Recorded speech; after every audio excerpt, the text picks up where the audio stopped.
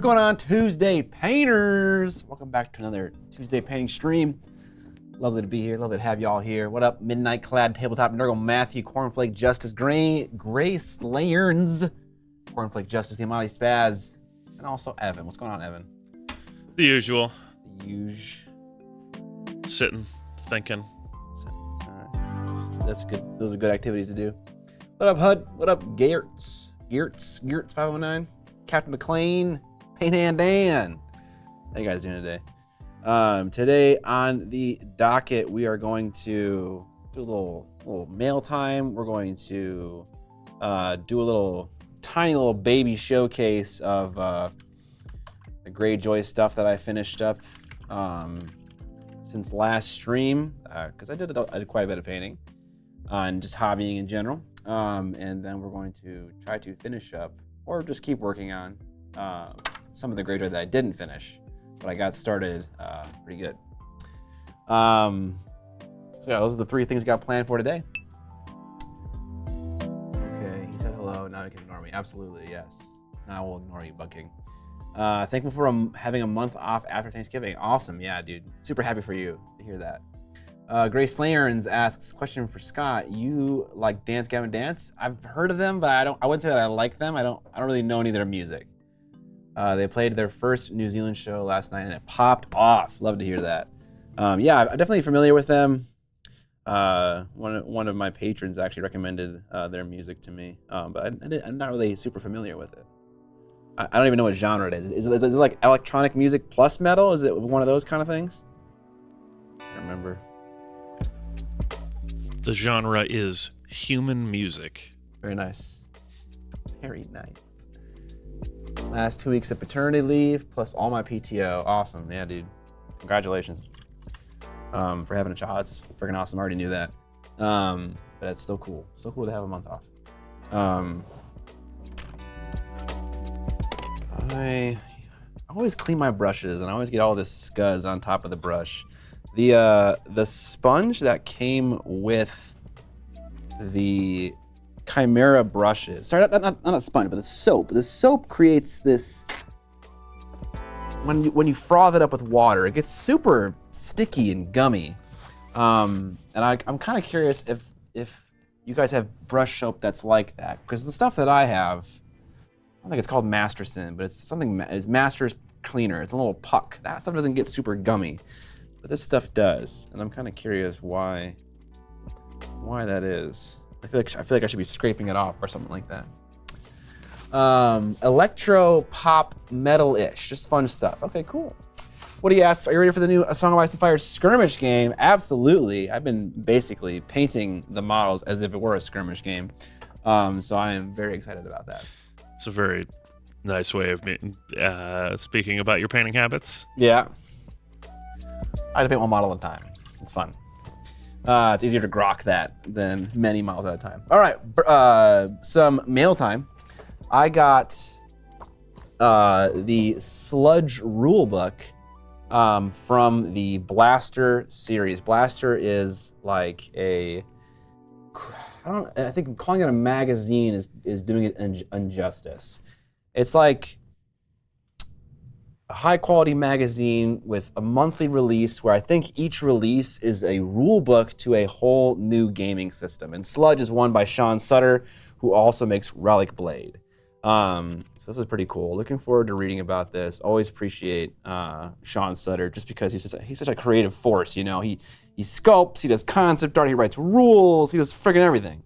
So it's always so inspiring to talk to Sean and get to see his game. So Sludge is more of a modern, not so modern warfare game about the dread and horror of war. So that's this game. If you had one size brush for the rest of your life, what size are you picking? Size 1. Size 1.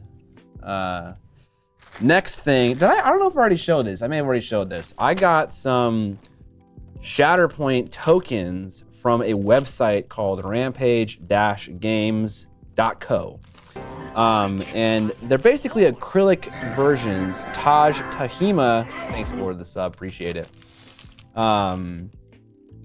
Popularized in gaming terminology. Where does the term grok come from? I feel like I've been hearing it everywhere recently. Grok is a software engineering term as far as I'm aware, and it just means to understand something, to fully grasp it, to grok it. I could be wrong about where it came from, though. Grok comes from the Heinlein book. You're right, because I read about... Power off. Spoilers. I read about that in one of the game design books that I was reading, actually, and you're right. I remember it being from that book. Anyways, cool tokens from this website, rampage-games.co, that are for Shatterpoint, and I want to show you them in a little bit more detail.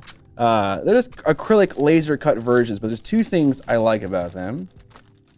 I got a white set and a black set. Let's see here if I can, is this in focus? Appears to be. So this is a custom Darth Maul like stick. There's no inches or centimeters in Shatterpoint. You measure everything in stick length. So this is the 5 stick length, which you would think means 5 inches, but that's not what it means. So this still has its tape on it, so I believe I have to remove it. But this is like a cool Darth Maul face with his lightsaber coming out both sides. Awesome. And then the tokens are cool too because they have this curvature on them, which matches the curve of a Shatterpoint base. So when a model is afflicted by a condition, in this case pinned, you can place it against the base, and it's much more obvious what who is being affected by the condition as opposed to just a little token floating around. And they're just nicer. They're nice, thick tokens as opposed to cardboard ones. So always like that. And then lastly, they made some custom fucking tokens with my fucking logo on them, dude. So cool. So cool. I think I need to like maybe spray. It's gonna be hard, but I spray it with white paint and then remove the tape so there's more contrast. The problem is my logo has too much fidelity and there's like tiny bits of tape like in here that will be very difficult to get rid of, but that's a problem for future Scott. But yeah, super cool. Little custom tokens. And then lastly, I get a lot of stupid emails from companies. They're like, hey, do you want to advertise our washing machine on your YouTube videos? Hey, Miniac, been watching the channel, love your stuff. What are your thoughts on suitcases? And it's just like, you're a fucking liar. You haven't been watching my shit. I know you haven't. I normally delete those emails, but I got an email from someone that wasn't necessarily hobby related. Power on. I just couldn't ignore, you know? Fucking lightsabers? What? Legally distinct lightsabers, I'm sure. Yeah. Laser swords or whatever. They have sound effects. They have custom gestures. I think if I like stab forward and stop, it should turn on. It's got sounds built in. When you tap things, it makes sounds. If you tap something and hold the button, it makes the sound like you're holding it against another lightsaber. You know? I won't do that for much longer, but just fucking very cool. This is from DamienSaber.com. Definitely a Chinese company. They use Star Wars terminology in the branding, which Alex said must mean they have a license. I said they haven't been caught yet. Or it's come and get us, we are in China. Yeah, okay, yeah, exactly, or that. In other words, Sky's going to be a menace with that thing at Adepticon, yeah. I was actually, thinking, the reason why I said yes to this is because I wanna host a little in-house Shatterpoint tournament in my office. And I think these will be the prizes for whoever gets first and second. I got another one. I think this one was called a Darth Revan lightsaber. So again, that's a very much so Star Wars thing. I'm looking at the front page, and they're straight up replicas, quite a few of them, of actual characters' lightsabers. Like, I've got a Luke saber here and stuff. So who knows if they're officially licensed or not, but I'm guessing maybe not. That's kind of where I'm at. There's a lot of things you can do. They're crazy. There's like an app you can connect to them, and there's so much customization you can do. It's fucking insane. Change the color, change how the color flickers, make it unstable, pulsing, solid. They're not cheap, but they are very cool. They're very cool, yeah. They have a variety of gestures and sound effects that you can customize, enable, disable. I was like super shocked. I was like, okay, this is amazing. So yeah. The blade is removable too, right? Oh yeah, I can take out the blade. It's got 3 or 2 set screws in the side that I just unscrew. And I think the bottom, it like has the whole, the guide that comes with it has like a whole dismantling guide as well. Man, there's just so much. There's so much going on in here. It's crazy. I'll turn them off for now. But they may come back for a video. You have no idea. All right. I have to hold down the button for 10 seconds, I believe. Power on. Okay, well, one was already turned off apparently. Oh yeah, I didn't turn. Power off. There we go. There's one. The Dark Empress. Okay, the Dark Empress. They talk, which kind of bothers me. But Power off. There's the one of the settings, I forget. Oh, it's called fonts. They use the word fonts when I think they mean like presets. And one of all the presets have names like Dark Empress and whatever. The last one, and my favorite one, is called Truly Lost. That's just the name of it. All right. I'm painting Space Maroons with lightsabers. A short, paint by Saberlight. All right, so that'll conclude our mail time. Now just doing a brief little look at what I painted for my Greyjoy in the meantime. So you guys have already seen my completed unit of Silenced Men, but what you haven't seen is the movement tray that I painted to match the theming of the bases. I don't think too hard about like, oh, this is the guy where the water's gonna be, so I'm gonna make his whole base water. Enoch Crew, thank you for the 28 months of subbing. Really appreciate that. That's a lot, yeah. There's a lot of you guys out there that have subbed for a long time. And instead of having the bases lined up, I kind of just did a similar design motif on all of them. You know, some sand, some water, some coral that I found on the beach that was washed up and dried out, some seashells, and some sand. I didn't do any wood on the bases. I didn't know how to cut nice circular holes out of the wood without it taking too long. It wasn't something that I was willing to figure out. So I got every single movement tray painted up for my army. I rebased all of the archers that you guys saw me paint in different live streams. So they all got bases as well. The Silenced Men already had bases. And also some characters like Euron Greyjoy. Thankful for shrubbery tufts for desert bases. Blowing my mind right now. I can't tell if you're joking or not joking. TJ Miniatures, thanks for the Prime sub. Are they on the deck of a ship? Kind of like that, or a pier, or something like that, you know? I don't, like, you know, there's no obvious pier on the movement tray, but that's kind of what I was going for. Deck of a ship or the pier. But got some characters based up. And I finished off a unit of drowned men. Got them painted up at home and pinned to their base, and they got a nice little square one too. Overlord Tweak says, working on my Incan army for Mythic Americas, my Sapa warlord on Spirit Jaguars. Holy cow. Painted them to look like my friends' Calico Cats. Oh, awesome. Yeah, these guys turned out pretty good actually. I'm really happy with all these skin tones and how like, I remember during this stream I was like, I want to airbrush our legs blue. And, I just kind of wanted to try it out, and I did that, and I was happy that I did that. I like how they kind of like fade to a blue on the legs. I kind of get the sense that drowned men are a little bit fantasy more than they are real life. But I have no idea. I'm kind of just guessing. So that got finished up as well. And then what is remaining for the army is my Iron Maker unit, which we'll be working on today. Got a lot of base coats down, a lot of general shading down with the airbrush. And now we need to go in with a finer touch, do some highlighting, do some shading on specific parts, and kind of move on from there. But they're all based up already. And then another unit of drowned men that is not fully complete yet, but has a good starting point, good base coats, and also needs some shading and highlighting, but also with a finished base and movement tray. It's been a long time since I've painted a movement tray, y'all. So that was fun to get to do again. Dude, Game of Thrones minis. My man, wife, who's never played minis before, talked me into the 2-player starter set. And now this stuff sits in the closet due to a lack of community locally. Hey man, you want to see that community be there local? Make it happen, you know? You got starter set for 2 armies. Bring the 2 armies to the place, to your gaming store.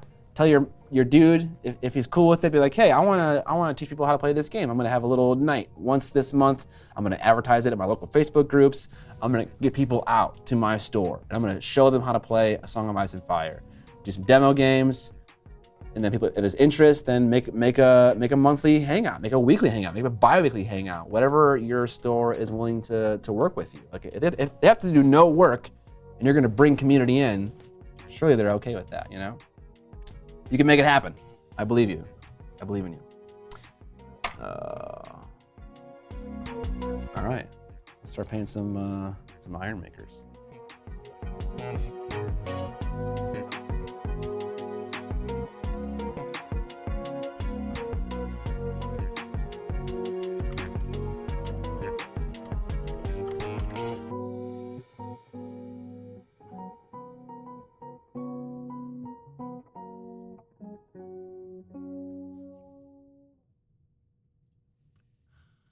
I find myself loving basing more and more as little dioramas. I don't really play, so going more pretty stiff has helped my hobby.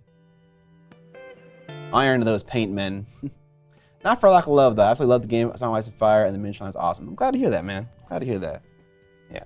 I'm not saying that it's always going to work if you try to start your own community, but I think a lot of people don't even bother to try. But it sounds like you did bother to try, which is great. It always works, Scott. It's easy. I would love to think that it always works. That's how it is in my head. I feel like anything that I want to do, I can just set my mind to and do it. Because I have a very short memory, you know? I forget all my failures. So it makes it easy to think that I can do anything I want. All right. I think what we're going to start with is a selective washing of Drakenhof Nightshade, a wash that I used pretty extensively when painting a lot of one-off figures. Let's just take a moment to take a look at a completed Iron Maker, which this, coincidentally, is the very first Greyjoy model I ever painted. Here on the left. So you can just see, pretty similar in terms of scheme so far. Just needs that little extra bump, you know, a little extra bump of contrast. Make all those scales stick out.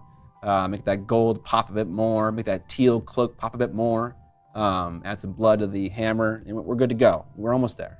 We're not almost there. I would say the paint job is 60% done. Almost there. But it's getting done, you know, over halfway. Being able to organize people and events is a valuable skill. I believe it. I believe it. I think I'm going to advocate Shatterpoint and try to get the old world some traction. Fuck yeah, Atsu. I love to hear that stuff. All right. I think what I want to do with the wash is I want to differentiate like the cloth down here from the cloak. And so I think what I'll do is I'll apply a wash just to this part, but try to avoid the cloak. And then I'm also going to avoid this middle section here.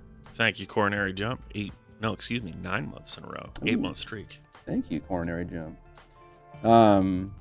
Gonna hit the leather boots as well, and also the gloves. I'm gonna try to avoid the base that I installed a little bit too early, just because we filmed Kill Your Friends on Saturday, and I wanted the models to have finished bases. Otherwise, I would not have done this, if you're curious why I put them on bases early. Which that did get filmed, but we're not going to spoil who won yet. That can I wait. won. Evan won, truly. In a big twist ending, I deployed my army in round 4 and killed both Scott and Curtis. Very believable. Just missed the hype train, Sag. It's all right, Coronary Jump. We appreciate it anyways. Just finished painting ye old pewter Space Marine Chaplain in Terminator armor. It still looks the best compared to the others. He rekindled my painting. Appreciate it. Cable the DM. Cable as in the Marvel hero, right? Marvel hero? Yeah, it's Deadpool hero, right? I mean, Yeah, but yeah. I guess not specifically Deadpool, but he was in the Deadpool movies. He was in the Deadpool movie, and also both characters are created by Rob Liefeld. What does that have to do with anything? Rob was the 90s Masters of Muscles guy. Okay. You know that picture of Captain America where he's like an absolute dump truck? No, I don't.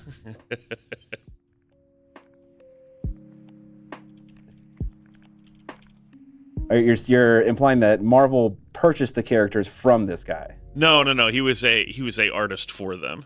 Oh, okay. I'm saying like they were inventions of him. Oh, okay, nice.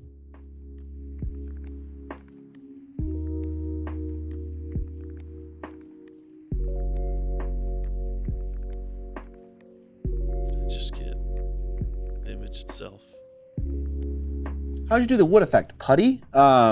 The wood effect was originally done with balsa wood and super glue thin to harden and strengthen it, and then it was molded in silicone and cast in resin. So the base that you're seeing me work on now and for the future will all be resin casts of those original wooden bases. That again got soaked in super glue thin. I kick ass for the Kind of give them Lord. strength. But also hoping that splinters wouldn't tear off in the silicone mold and shit like that. Here I have some. I mean, I have all of them still. Captain McClane, thanks for the sub. I must be lucky that my Alpha GS meta is primarily Baltec in Star Wars Legion. I mean, lucky or not lucky, kind of depends on what game you want to play, right? So here's one of the original. Oh yeah, man, that guy is fucking yoked, dude. Beyond huge. Dude, his like the width of his chest is like almost like bigger than my whole arm. You know, it's like incredible. Yeah, he's a big boy. This was Rob's claim to fame. This is kind of an infamous picture. What's funny is I've seen some arguments that this is actually accurate because it's drawn from a reference that looks like this, and it's almost unbelievable. But it's he's definitely all natty. No juice in this Captain America. Absolutely not.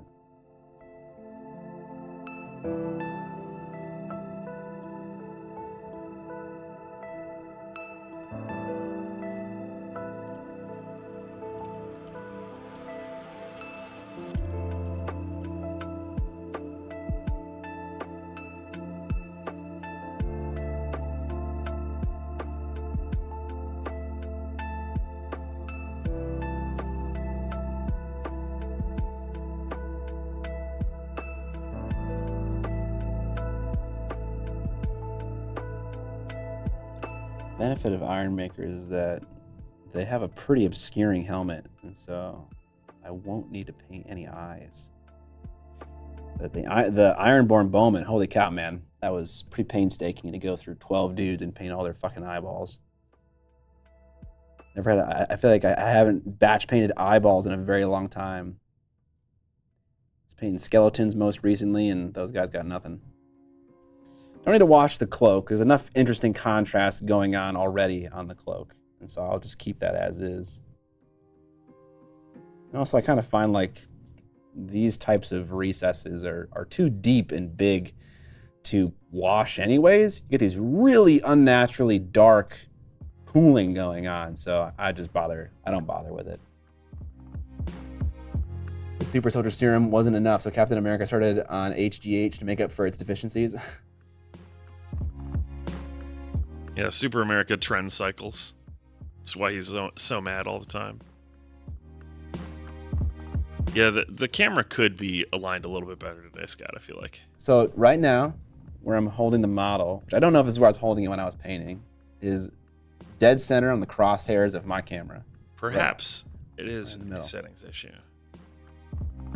We can do that. That's fine. Appreciate Dr. Boom. So here's the wooden version of the base. I put it on a slanted GW base to make it easier to remove from the mold, as opposed to, because all I need was this little disc on top, this little white disc, and everything on top of that. That's what I actually need. And then I cast it in silicone. So this one right here.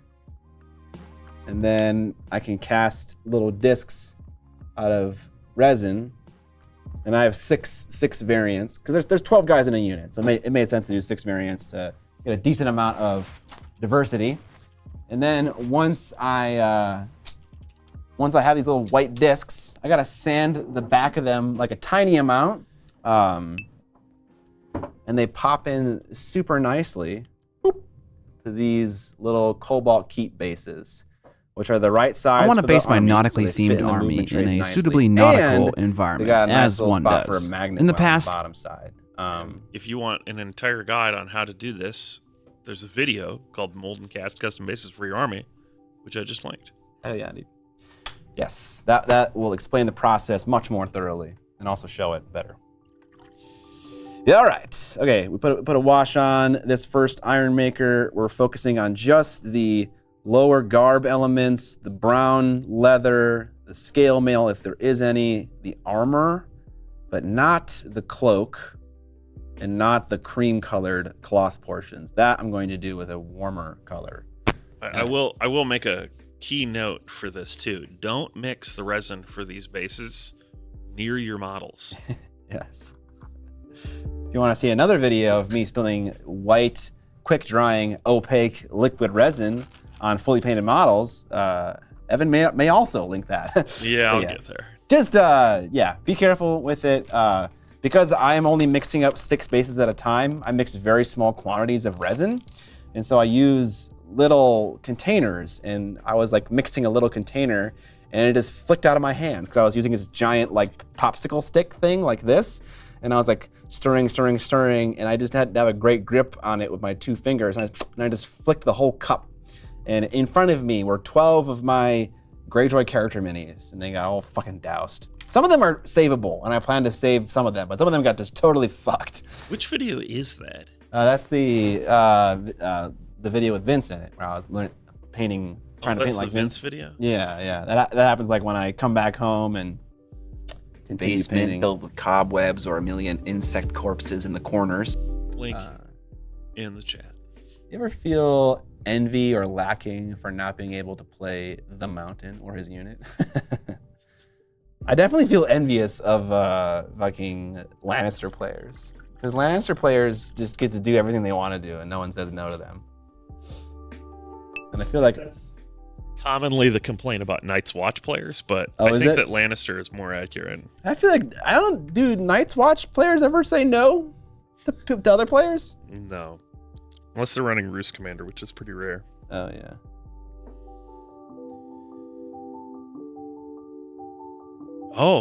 Oh, you can hear my web browser? Nor a dry, bare, unfinished basement with nothing to sit on. That's interesting. You shouldn't be able to hear the web browser.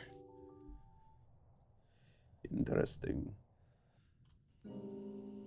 That provides all sorts of opportunities. Good opportunities, or? I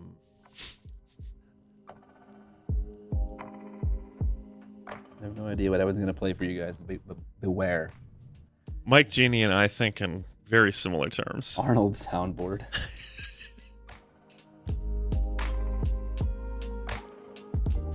Actually, first I'm going to figure out why that's the case. Then I can use it to my advantage. Okay. Because that means understand something it, then abuse it. That's how it works, right? That's right.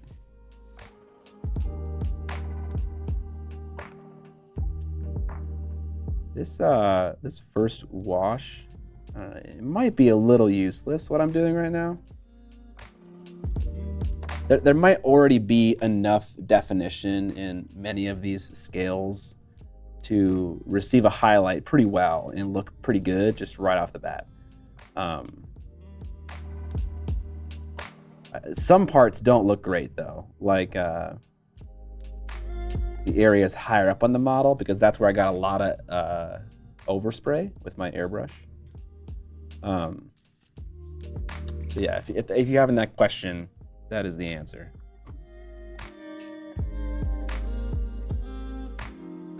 First we investigate, then we not even gonna try.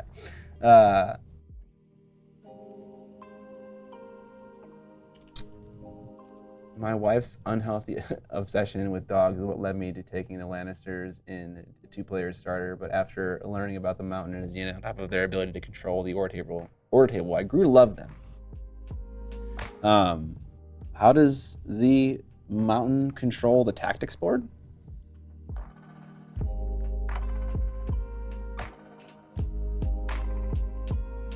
Or maybe you mean something else. I kind of assume the order table is the tactics board, but that might be an incorrect assumption. I mean, Lannister just generally has those abilities, and then the Mountain just runs around and destroys you. Yes, that he fucking does. He only has 4 wounds, though. Well, I guess it's a solo. That's so loud. A solo dude. His solo's pretty thoroughly okay. I think his commander's better these days. Yeah. What does he got? Expert duelist and what else? What? No, he has your attacks do +2 wounds, and you gain sundering, and you can't be weakened. Wow! Wow! That is amazing. That is amazing. Oh, and he grants Clegane affiliation too, of course. Okay. Which is important because that lets him charge from his Assault Orders card, which lets any Clegane unit charge. So it is possible to build an entire list that can charge off of Assault Orders. Well, that's scary. Yeah, you never know where it's going to come from. Citizen Perfect, this is Drakenhof Nightshade. I was recently using TT combat washes, and I freaking love just how straightforward those washes are. Like, they're called like blue-green wash, or they're called like any common color name, and it's just so straightforward and so clear and obvious, and I freaking love that. I was using those paints to paint my the drowned men at home.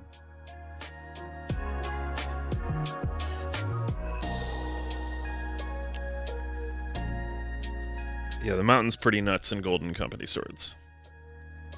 10 dice, +2 wounds, sundering, always reroll, can't be weakened.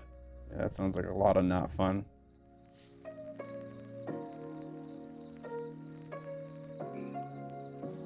Mike Genie makes a good point. You don't get to snicker under your breath and say jack it off Nightshade with the TT combat ones. That's true.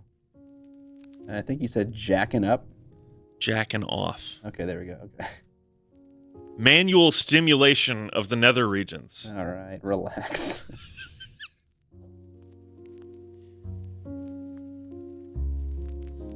Scott, I used to have a fear of hurdles, but I got over it. Nice. Because you literally jumped over them? Is this the joke? Indeed. Indeed. Oh, I had another learning experience while painting these iron makers specifically. Wife? That would have been super awkward if that wasn't my wife and that was instead like the UPS man. I'd just be like, wife? And then it's like, no. It kind of seemed like you were talking to that. So.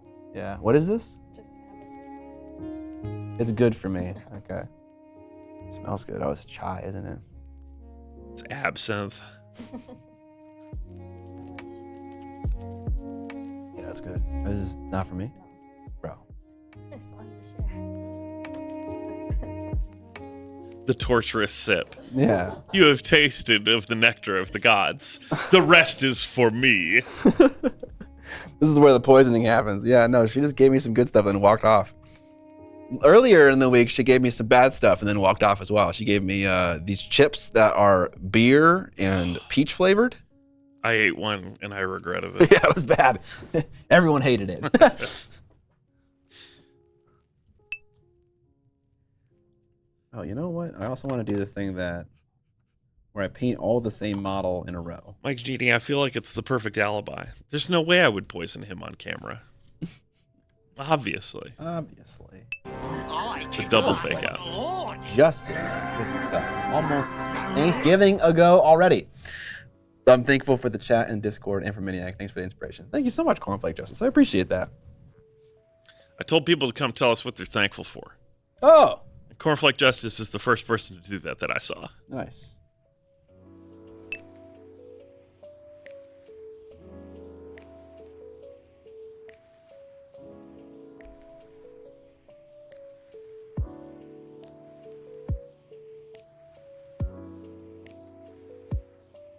If you get to keep it, Ben, is it going to be terrible? Yeah. Yeah, if she says you can keep it, then there's something wrong with it. That's how it works out.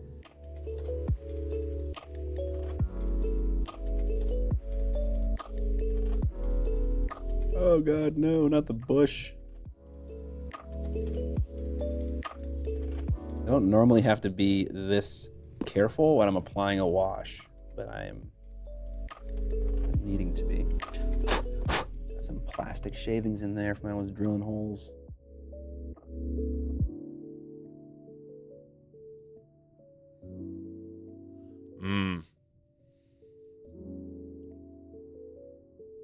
You saying to plastic shavings?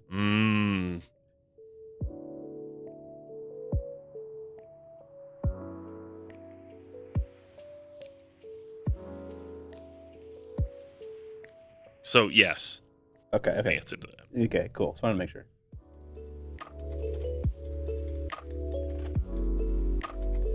Ooh.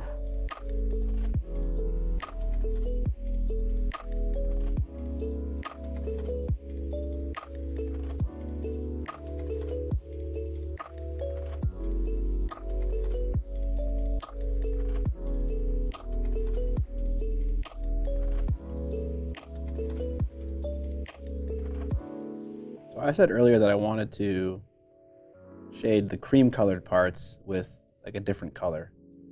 And I washed some of them have like a furry pelt. Like the one test model that I painted many years ago didn't have that. And so I didn't have to like kind of figure out what to do with it. And so I started by using an instant paint or whatever the one from Vallejo is called. That was like kind of like an indigo color or like a very deep, almost purpley blue. And I hated it. It looked so fucking bad. And so I kind of repainted it with Racken, what is it called? Racken something flesh. No, I think I'm confusing Drakenhof and Rackhearth Flesh. Yeah, I am. Rackhearth Flesh, thank you. And then I washed it with sepia, but I didn't want to also wash these smooth cloth elements because this never takes a wash well, this kind of thing, this kind of largely flat thing. Because you're applying kind of the same amount of wash to it that you would a more detailed spot. And so the wash has got to go somewhere, right? And it kind of just collects on the flat panel and just looks fucking bad. And so I instead applied a wash to the furry part, which is detailed and takes a wash much better. And then for these parts that are kind of flatter but still large and need shading, I'm going to take a little airbrush. I'm going to airbrush the bottom side of it with a sepia color, so a warm brown color, yellowy brown. Rufus Kit, 28 months of subbing. That is a lot of words. Months. Appreciate that, Rufus. Needs more glitter. I kick ass for the Lord. Guy Man Hip, thanks for the Prime sub. Appreciate the Bezos monies. Why the hell do you guys hear Windows? What the hell is happening here? They can hear Spotify, right? Yeah, but that comes through a different way. That's my point. Is like they should not be able to hear stuff that I send direct to the speakers. When you open the OBS mixer and you play Windows sound, is it picking it up? Does the meter go? The meter in OBS isn't super useful because we just have one meter for everything because it all comes through our DAW. Okay. But when I play Windows sound noises, it doesn't appear to come through our DAW. Hang on, I need to just stop Spotify for a second. It's got to be an OBS thing then. No, it might be an OBS thing. It might be a Reaper thing. No, it's definitely an OBS thing. You guys hear that?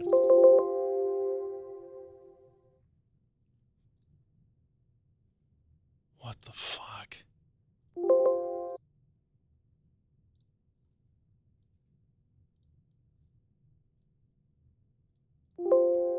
How? Why? What is happening? All right. More investigation is needed. Spotify can resume now. Bill Gates says no. Yeah, Windows audio routing is truly the stuff of nightmares. The stuff of nightmares. Speaking of the stuff of nightmares, I finally got a chance to watch Talk to Me. I don't know if anyone has or hasn't seen that movie, but if you're a horror fan and you're looking for something a little different but also familiar in terms of like the occult possession story, check out Talk to Me. Also made by a YouTuber duo, Raka Raka. If you guys ever watched Raka Raka here on YouTube, I liked it. Looking forward to that one. Nice. Oh, I see what the problem is, but I can't fix it without jeopardizing all stream audio for the time being.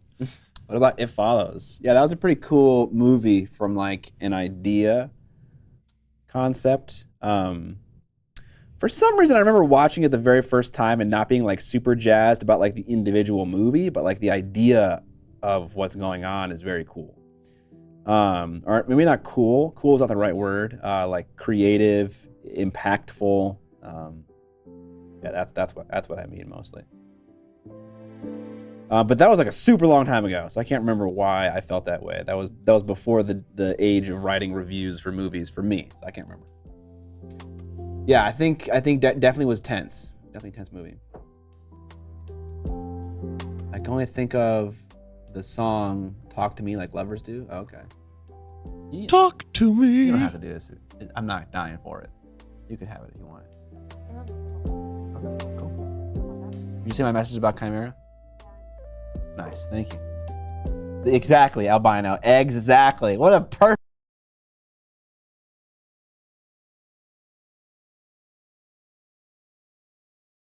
Even terrible, but man, every other movie after that just totally lost the plot.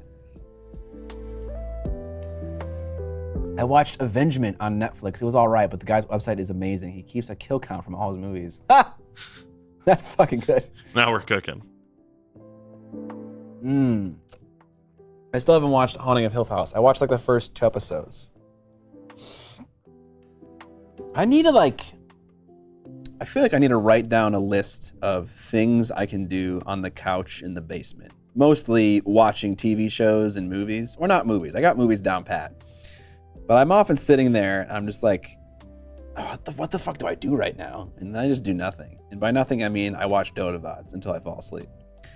And then it's like 11 p.m. and then I wake up and it's 2 a.m. I'm like, fuck, I wasted my evening, you know? Does anyone else relate to that? Any of you guys try to like really, man, on Saturday after we finished filming Kill Your Friends, which is like it was like an 8-hour day, I told Amber, I was like, okay, I'm gonna stay up tonight and I'm gonna hang out. And sure. I was fighting so fucking hard to stay awake. And I was just like, I was eating food. I can do this. I was trying to interact with things so I could stay awake. I just was falling asleep. I could not stop myself. It was so sad. And then I just woke up on the couch, a shell of a man, you know? Indeed. Anyone feel this way? I went and saw that film, and then I went to work. It was great. And that was it. That was great. I mean, that movie did go until almost 11:30. I mean, you didn't have much time to do anything other than that. That's true. So I wouldn't feel too bad about that. That's true. I had like the whole evening. It was going to be glorious. And then it wasn't. Wait till I get older. I used to go out partying all night and then go to work the next day like it was nothing. Now, if I'm awake past 11 p.m., it's a miracle. Yeah. We are older. Yeah. I mean, I don't know what you consider to be older, but I am 31, and so I kind of feel that way. I'm not a huge partier, but I definitely can stay up to 5 a.m. like as often as I wanted as a child. I thought you were still. No, yeah, you're. Every night with your kids, you negotiate your exhaustion against quality hobby time or watching a movie. You're describing all of my nights? Okay, awesome. Rufus says, no, I'm an old man. By 11, I've already fallen asleep. Scott, how do you make fruit punch? How do you make fruit punch? Is this a serious question or a joke? Scott, how do you make a fruit punch? You take the fruit out back. You take the fruit out back and you punch it. Doesn't make any sense. That doesn't make the fruit punch. Okay, how do you? That's why you got to give it boxing lessons. Okay, nice. Okay, yeah, there it is. I used to have a job where I would go out with my friends all night and then work at 4 a.m. and come home and sleep from noon to 8 p.m. and do it all over again. That would literally kill me today. If I stay up past 11 p.m., I just suffer every morning. Yeah, you know, I'm still going to try, you know? I'm still going to try to stay up and convince myself that I am going to use this time in a meaningful way and then never do it, you know? When I'm sitting there alone, I'm just thinking of Vince Venturella, you know? You guys ever find yourself thinking of Vince Venturella in the late hours of the night? Because I do. More than I'd like to admit. I'm like, what would Vince be doing right now? You know, I'd probably painting the fucking Age of Sigmar Army. I just always get the impression that Vince doesn't like ever. You know what? I was bitching to Curtis about how like gaming has become me sitting down at the computer and not playing a video game for 3 hours. Right. Yeah. Where I realized like, oh my god, I went to check my email and then jumped on social media and then got into chat on Discord and stuff, and then I didn't actually do the thing I sat down to do. Yep. I just feel like that doesn't happen to Vince, and that's why he gets so much done. Yeah. He's a focused man. He just is like, I have sat down to paint and now I will paint. What would Vince be doing right now? Is that Yeah. what WWVBDRN is? Yeah, we need bracelets. What would Vince do? I found myself trying to not think of his insane output, yes. I mean, I'm also at the point, I went to paint night at the store last night, and I sat there and I stared at my models for like an hour, and I didn't paint at all, and then I just left. I just didn't have it in me. Tried though. The effort was there. Something like that.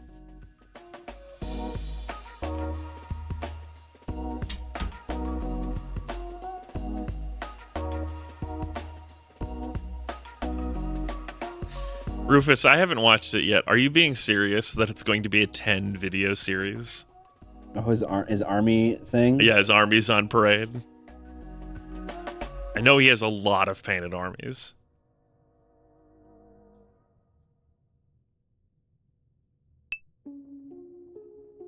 Oh my god.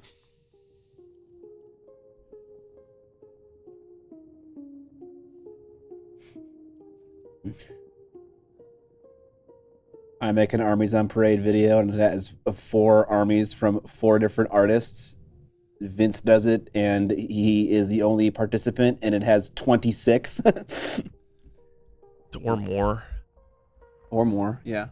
I mean, he paints like 2 armies a year, it seems like. Yeah. Hey, I am on that track right now. Just keep it up for another 11 years. Yeah. Well, I mean, just for this year. Okay, let's fucking relax. Just keep it up for another 11 years, and you'll almost be where Vince is as of like a couple years ago. See, the problem is that all of the work I've done to finish these armies in this year is spread out over many years. Sad. Immediately don't put that on me. Oh, and don't worry, you still also have to paint like a bunch of display figures and design and make at least 1 game a year, if not 2. No thanks. Can't do it. I give up. And travel for work, because you also have a full-time job. I don't understand. Just getting sadder now. The more we talk about it, the sadder I get. I think we're missing something. Like, I went there. I did the research. We're missing nothing.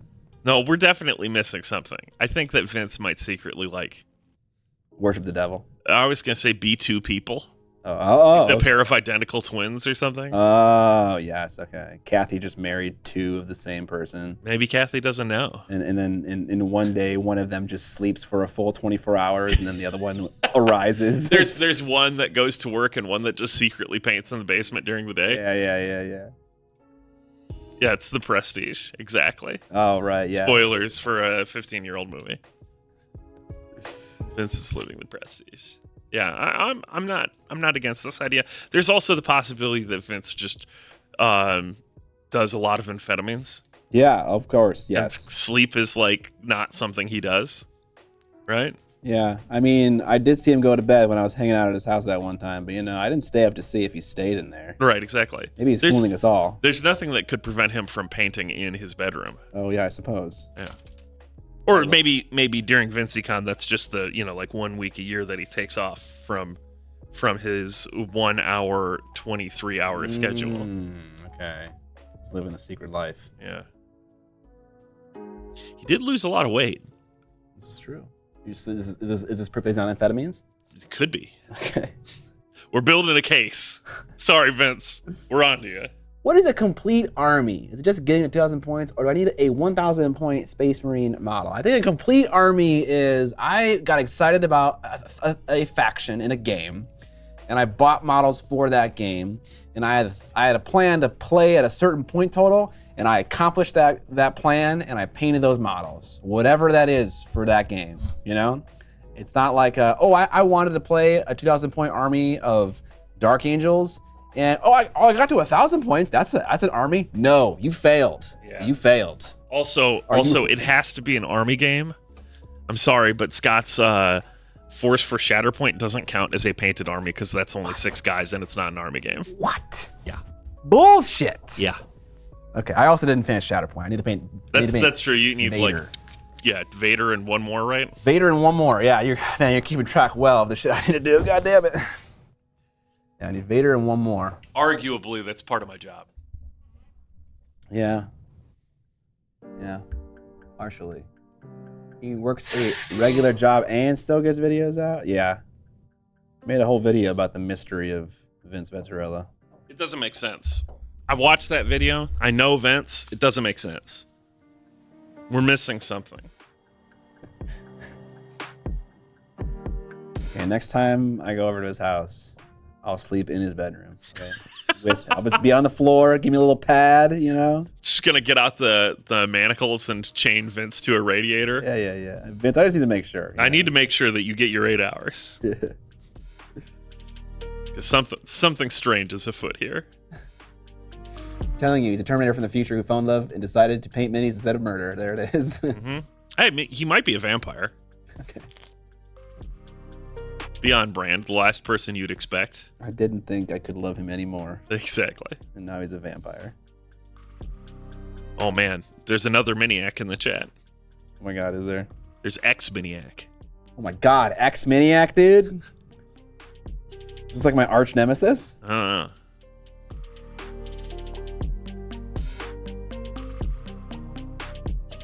He's a better name. He's a better name than my Instagram fucking handle. Maniacal __. Yeah. Do you like the We Roast Your Mini series? Are you going to do it again? I don't think I ever roasted anyone's miniatures. I think I'm too afraid to do that. But I've roasted some setups before, and I would happily do that again. Just reminds me of that Key and Peele sketch, where one of them is like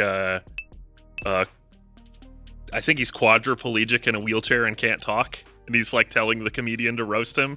Yeah. The comedian's like, I can't do it. Yeah. I can take it, don't worry. And as soon as he starts, I thought I could, but I can't. Yeah. No roasting of minis. I'm not equating you people out there to quadriplegic. That is not what I'm saying. No. But it is one of those things that people are like, oh, roast my models. And then I do it, and then my viewers are outraged. And then that viewer never came back. Yeah, or that happens. You don't want to hear that. Yeah. But if you live like a disgusting pig like I do, you can stand a little bit of admonishment for submitting that setup. Sure. Yes. Clean your nasty house. Clean. I think that's what the men's stall says. There's like graffiti. And it's like, wash your hands, you nasty ass. Something like that, yeah. Something like that. I love that. Cobalt keep base? Yeah, I haven't put the magnet in yet, but I have installed my custom base in preparation for putting them magnets in. Honestly, if I know me at all, I'm probably just not going to put it in until I absolutely need them to have magnets. And then I will do it the night before at 3 in the morning and hate myself for not doing it now. That's just, you know, if history's any indication, that's what's going to happen.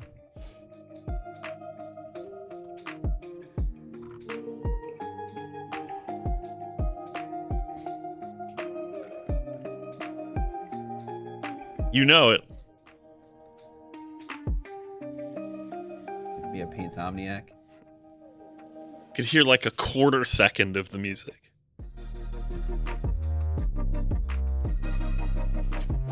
Oh wait, Amber gave me a drink. I'm not drinking it. Yeah, you got to drink it while it's hot. I'm okay Put with that poison down. I hope it's not hot. I mean, I hope it's not poison. I'm okay with you roasting my mini so long as it's also constructive feedback. I mean, that's the thing, is that constructive is in the eye of the beholder, right? And if I'm simultaneously shitting on your painting while also supplying useful feedback, a certain person, not saying you, might be caught up in the roasting and not able to hear the feedback. You know what I'm saying? Yeah. It also depends. A lot of the time, I know you and I both do this. We try and calibrate our feedback towards the next step a painter could take. Sure. Yeah. Rather than like, if you want this to look like a miniature painted by, you know, Ben Cantor or something, here's all the things you need to do. It's just like, here are the things that you could do to take this miniature to the next step from where you are. Yeah. But that's also not really compatible with the idea of roasting. That's just feedback. Yeah. If you want it to be a miniature roast, it is going to be the sort of thing where it's like, here's the long and winding road that you need to go down. Yeah. Why your efforts so far are basically wasted. First, start over with a good color palette. Consider not painting like a toddler. Yeah. Your finger painting skills that you learned in kindergarten are not useful anymore. Mini Mad Cat rating with a party of 23. Woo! Mini Mad Cat Cat Rave Raid. Rave Raid? How do you do that? I don't know, but let me see if I can find some DMCA free raid. Rave music. Thank you for the raid. Appreciate it, guys. Giving constructive feedback and roasting are two different things. Yeah, I'm sure there's a person out there that could hear a roast and glean useful information from it. I do not doubt that. I think the majority of people would probably struggle with that. Yeah, I tried. This is not really what I'd call rave music, but it's What up? What up, Mini Mad Cat? How you doing? Painted a Combat Patrol and played 2 games of 40k and decided it was not for me. Way too many rules and fiddling around with rule books during the game. I'm going to give the upcoming game Hobgoblin, ooh, nice, I demoed that at Adepticon, a chance, but otherwise I'm sticking to skirmish games, so I may not ever paint a full army. I am working on procuring and painting all the horrors for the Doomed, so I guess that's a close second option to painting an army. Okay. What I don't like is people giving unwanted painting advice. I also don't like that. When I post a thing on Instagram, if I would like feedback, I will ask for it. I do not need unsolicited feedback. Because I think what's really important when you give feedback is that context that Evan mentioned. It's like, if I paint a model in an hour, it's gonna look bad. And if someone is, giving me feedback on how I didn't correctly zenithally highlight it, it's like, bruh, I know. I spent an hour doing it. So it's like you need context. You need what the person is going for, like what their goals are, to really give feedback that's useful for that individual.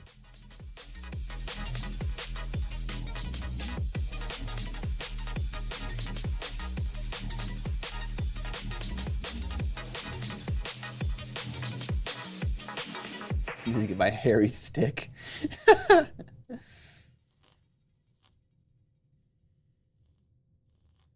Yeah, I don't think like painting an army is like a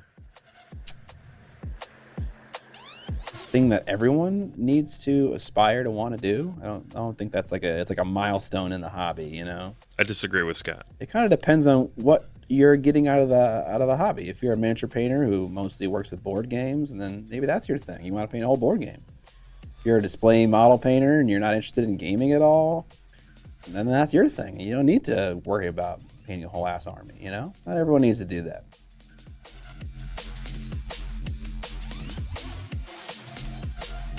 You gonna pose some argument against that, Evan? Nah. Okay.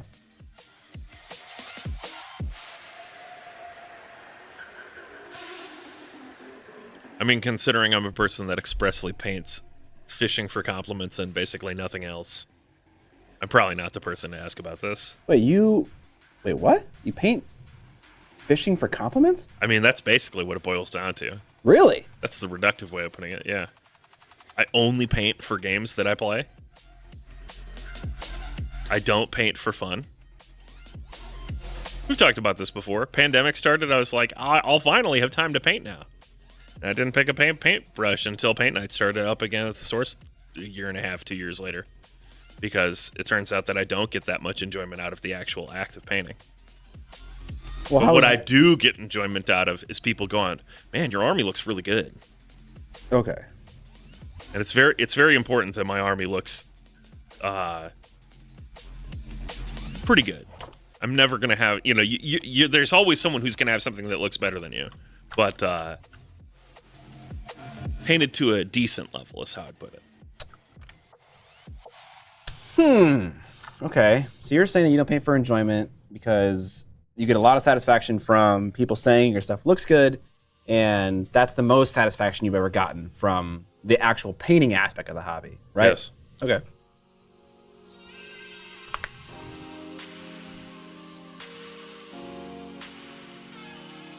And the only reason that I strive to be a better painter is because of my ridiculous personality, where I strive to be way better at the thing that I'm doing all the time, no matter what it is. Right. Everything you do, you have to do perfectly. Right.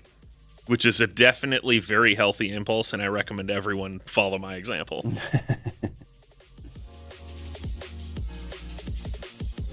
Leads to all sorts of career opportunities and other benefits, but also makes you just absolutely hate everything you do all the time. Because you have to be the best at it. No, I can accept that I'm not the best, but relentless self-criticism and improvement. I just don't understand people who post, like, I hesitate to use the term objectively poorly painted, but pretty close to that. And they're like, I'm very happy with this mini. And then you look at their history, and they just paint like that forever. And it's just like, why aren't you trying to improve? It does not compute for me. Because in their worldview, they have reached their level. That, I guess. Which is also fine, you know? No, I find that extremely frustrating. It's like, it's as frustrating as the old person that tells me, oh, I'm just too old, I can't learn computers. And I'm like, I personally know multiple people who got their first computer when they were like 50. And probably know more about it than most people.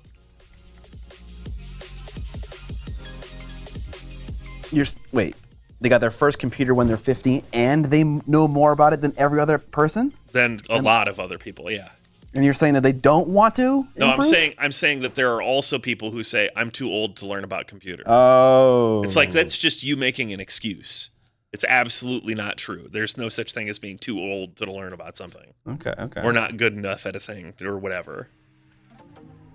The only excuses they'll accept are things that are quite literally out of your mental control, like, I can't paint miniatures because I have hand tremors, and you go, oh, well, you can mitigate that to a degree, but someone who has, what's the syndrome that Michael J. Fox has? Lou Gehrig's disease? Oh, no, not that. No, the other one. I can't remember. The point is, if you have something like that, fine. Miniature painting is definitely objectively going to be hard for you. Parkinson's, thank you. Yeah. That's the sort of excuse that I absolutely accept. Yeah, well, I mean, maybe in some cases people don't know what good is, right? That's true too. And they're like, they like it, you know? The thing that bothers me is a quote that I think about all the time, which is you develop taste faster than you develop skill. I can give feedback on painted pieces of painters who are better at painting than me, right? And have it be reasonable and good feedback. Because I have developed my taste faster than I've developed my skill.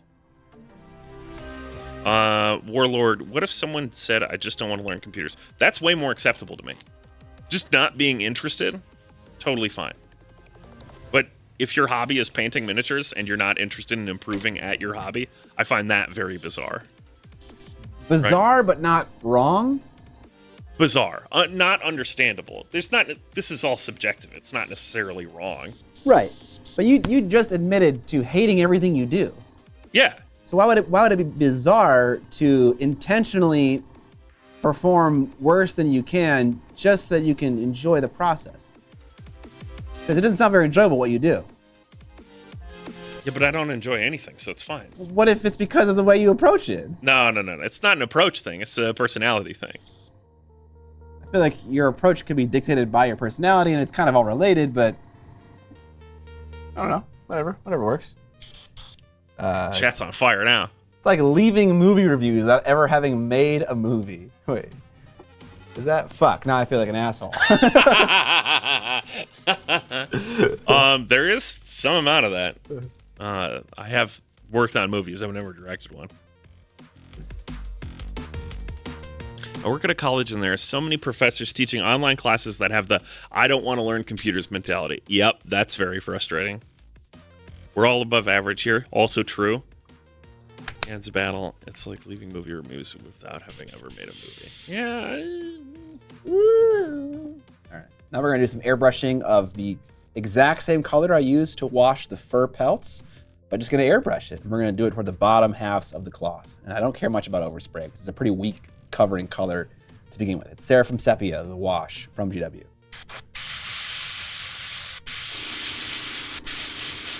As the thought makes a good point. Categorize improving, though. For some people, improving isn't about making quality better, but about finding a way to do things more quickly and efficiently. Absolutely true. Someone could be posting the same quality of miniature over time, but the first one took them 20 hours, and then the most recent one took them 10. No. Well, I've been drinking it. Bye.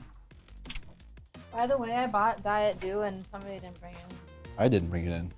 What the hell, Scott? I'm lazy, bro. Bye. Happy Thanksgiving. Yeah, some more kiss. So you can see how there's a nice little soft shadow toward the bottom of that cloth now. I might as well try to hit the underside of the sleeve too, if it's more prominent. I mean, okay, here's the thing. If I have to carry 18,000 things to my car, if I gotta make 2 trips, that whatever took that second trip is dead to me. And so I had a bunch of shit to carry this morning, and so I ain't bringing anything else.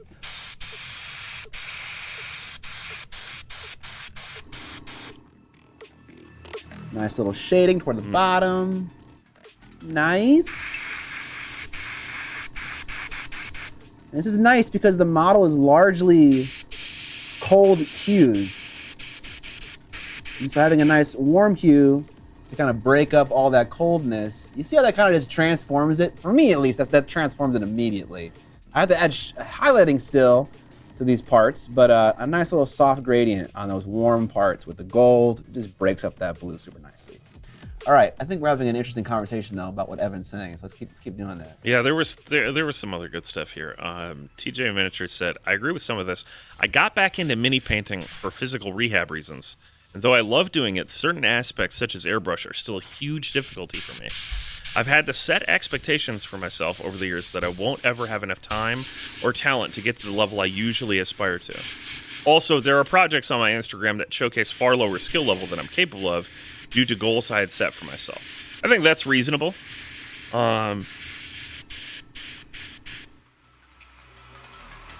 I think it's worth pointing out that not every project needs to be your best one or your best work.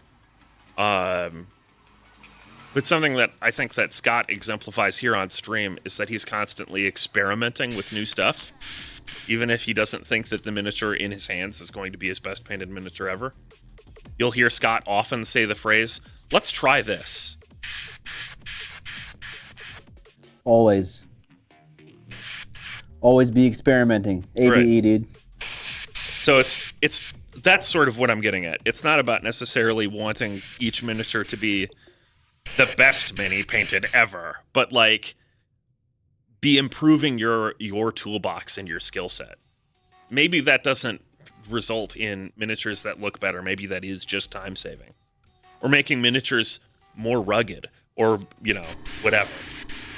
But I feel like there is a substantial subset of the miniature painting community that doesn't just not improve the quality of their output, but doesn't even inquire as to how they could improve, is how I'd put it. And that's Where are you seeing this? Locally. Okay. I help out at Paint Night. I help people learn to get better, and some people just never want to get better. I see it online too. Like you go on our mini painting and you'll see some people have amazing improvement over time, and you'll see other people not.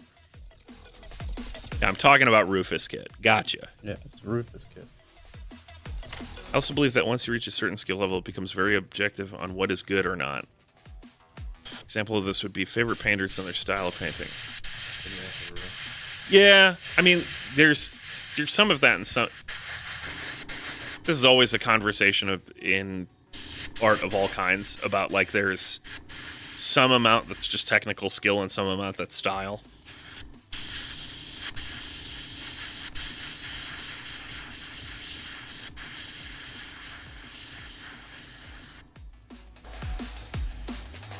So what are you spraying through the brush right now? Sepia? I'm airbrushing Sheriff of Sheffia. Yeah. The same wash that I applied to the fur cloaks, just to get a nice parchment warm color. I am getting a bit of overspray on their cloaks right there. I'm not super concerned about that. I'll fix that up a little bit later. And I think that's the only one that's going to have that problem. The rest of the models, the cream color is neighboring very dark elements that won't show up. So I'm not too concerned about that. These guys don't even need what I'm about to do. Like these guys, for instance, like black, dark brown boot, trim on the scale mail that I'm going to paint a different color later on anyways. So very, very airbrushable. But that one I was doing was a little more challenging.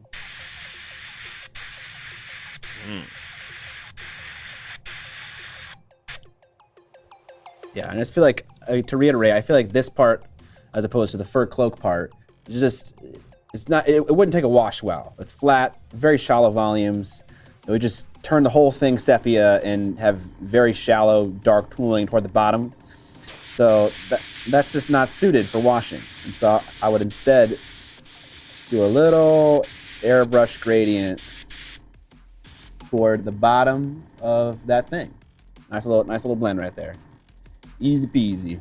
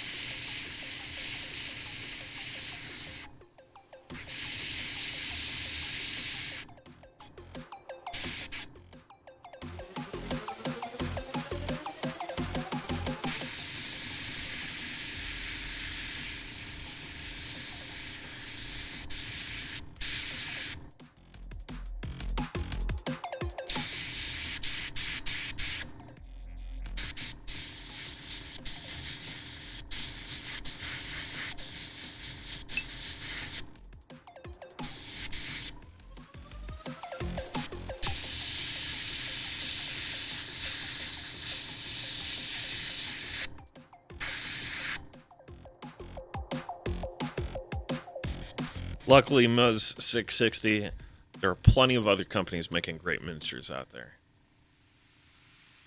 Even though GW has definitely gotten real expensive.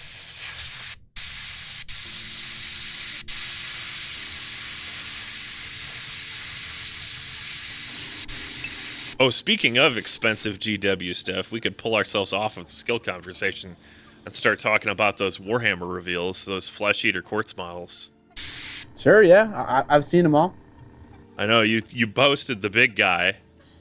Usharan. Yeah, that model is, I watched Haywo's reaction stream VOD, and he was just like, oh, okay, we're doing Elden Ring now?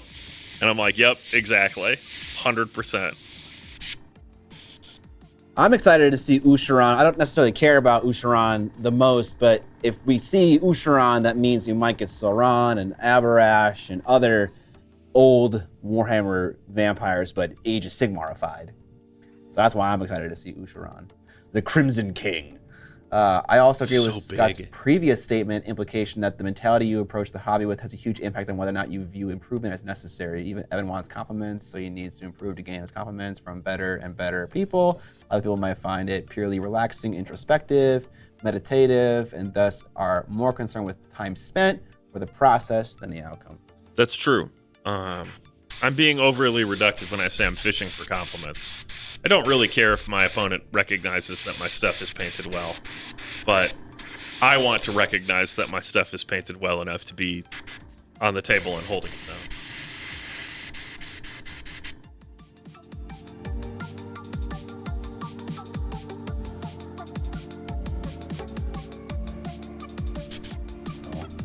down. I also want my airbrush to work better.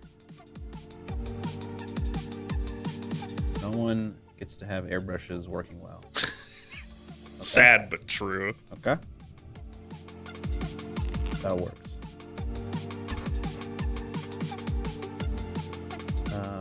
I'm considering also doing like a dark blue kind of airbrushing toward the bottom of their capes and stuff. I don't think that's necessary. I think I can probably skip that and get away with it.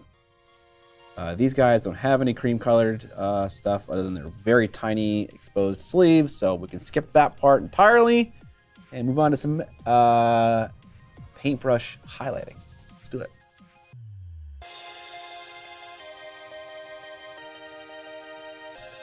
There's been a name drop of Kurnoth from Croak to Alariel too. Maybe he'll make an appearance eventually.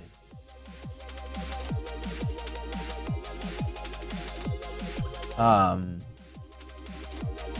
don't care much about Croak. I thought Alariel already has a model.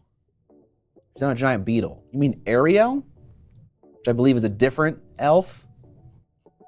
Alariel was a... Of course it is. Alariel is a high elf, kind of adopted as a wood elf, in a way. And then Kurnoth, or Kurnos, is the god of like the hunt in Warhammer Fantasy.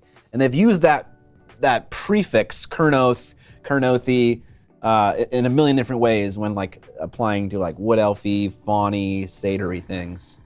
Kurnoth model. What's Kurnoth? I mean, I know what Kurnos is, but like, is it the same? Is it the same thing? Talking about the same thing?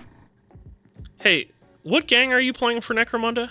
Cawdor. New rules for the most devout Cawdor gangs. What? Posted today. What does posted mean? To Warhammer community. Okay, to the community. Okay. Okay. Are they like showing little sneak peeks of the rules? I have no. I'm just looking at it right now. Okay. I can't wait to paint up my fucking Cawdor dudes. Do you guys feel like Necromunda resonates on YouTube in the same way that 40K does? Probably not, but that's just my inclination. Even though I think Necromunda is like 40K but cooler. As a pleb, I see them as the same thing, but maybe they don't. I think what it is that Necromunda still has the satirical vibe that Warhammer 40K started with. It does? That's what I feel like, yeah. Okay. It's goofier.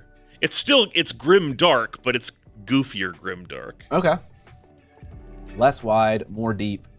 That's crazy to me. As a total noob to all this stuff, if I were browsing YouTube, I would see a Necromunda paint tutorial and I would see a Space Marine paint tutorial, and I would think the exact same of both of them. I think they're both hitting the same audiences and interests. But that's interesting. Okay.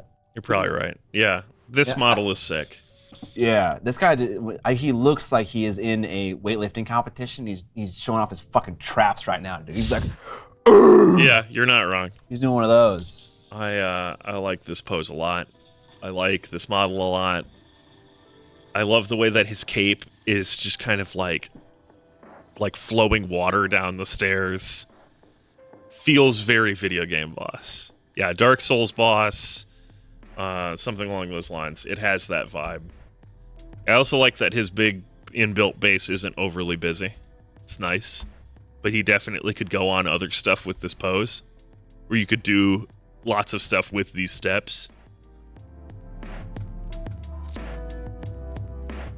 He also has sick jewelry, which is nice. Oh, there's a group pic. Nice. Is there? It says Amos Dean.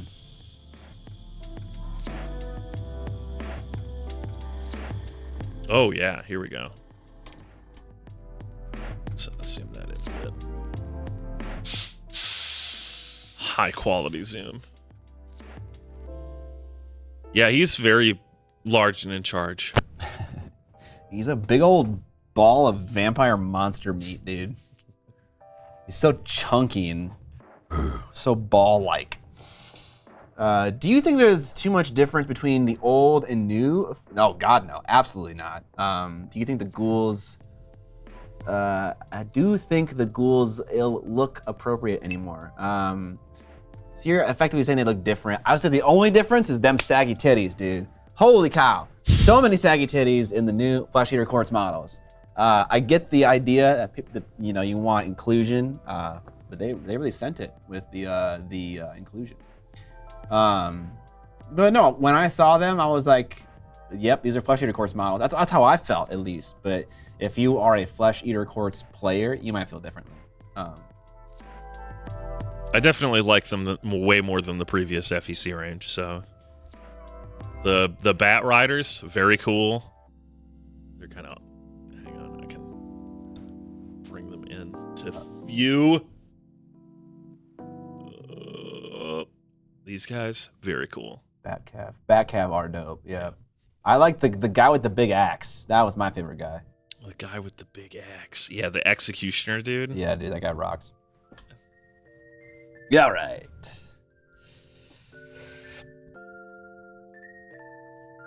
Where's he at? This webpage huge now. Okay, what should I paint next? I don't want to do the silver yet.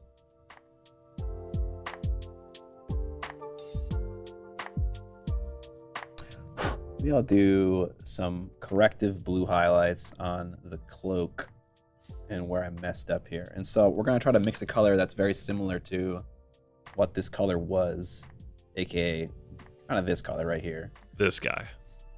Yeah, dude. The Royal Decapitator. That guy rocks. Yeah, I like that guy a lot. Really cool desaturated paint scheme as well. They're doing a lot with very little in terms of hue and saturation. I'm gonna try to identify what this color is, which is not like a paint. It's like a combination of many paint layers of airbrushing and shit like that.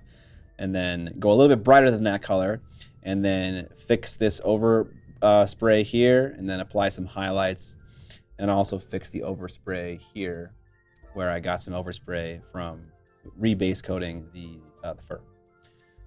So a little twofer, a little extra contrast, and also some correction to my overspray. Yeah, all right. Probably like we're starting on a very turquoisey teal world, but a little darker than that as well, and a little bit more desaturated than that as well. And we can desaturate it in many different ways. We can mix in gray, we can mix in orange to our teal. If it's teal, that means it's more yellowy or greeny. And so green is red and blue is orange. So an orangish red would desaturate a teal nicely. Neutral gray, chromatic gray, both work as well. Okay, let's start doing it. I got a lot of teal paints on my desk here.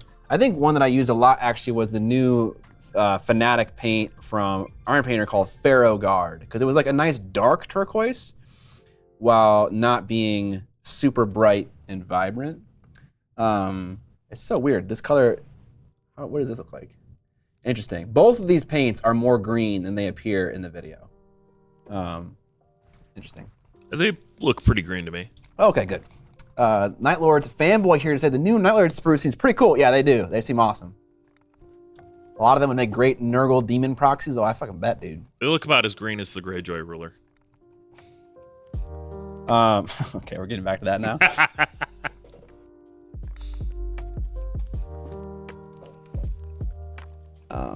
Let's just see. Just do a little testy. And see what You're such a child. and see what this looks like on the back of the model. So this is watered down Pharaoh's Guard.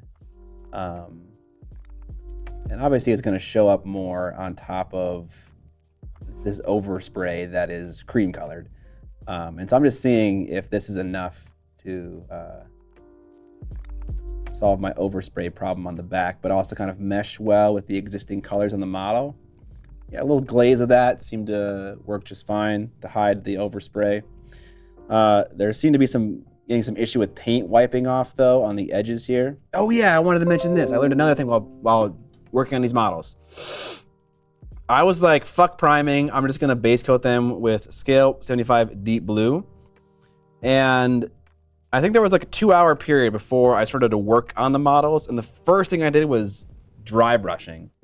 And that paint could not take it. Immediately, I was wiping paint off with my dry brushing, which was not cool. That was very unfortunate. Because I was like in a time crunch and kind of like freaking out at that point. And then I remembered something from that speed painting book that I did a sponsorship for. Will Hahn mixes glaze medium into his ink to make it a little bit more sturdy. And so I took some varnish and I mixed varnish into scale 75 deep blue, and that solved it entirely. I rebase coated a couple of parts, actually the whole unit, because I wanted them all to have the varnish, and I didn't let them dry fast at all. 20 minutes? And immediately that's all the problem. The paint was strong enough to stand up to dry brushing, which that was kind of cool. So if you have a color you want to turn into a primer, kind of, maybe add some varnish to it.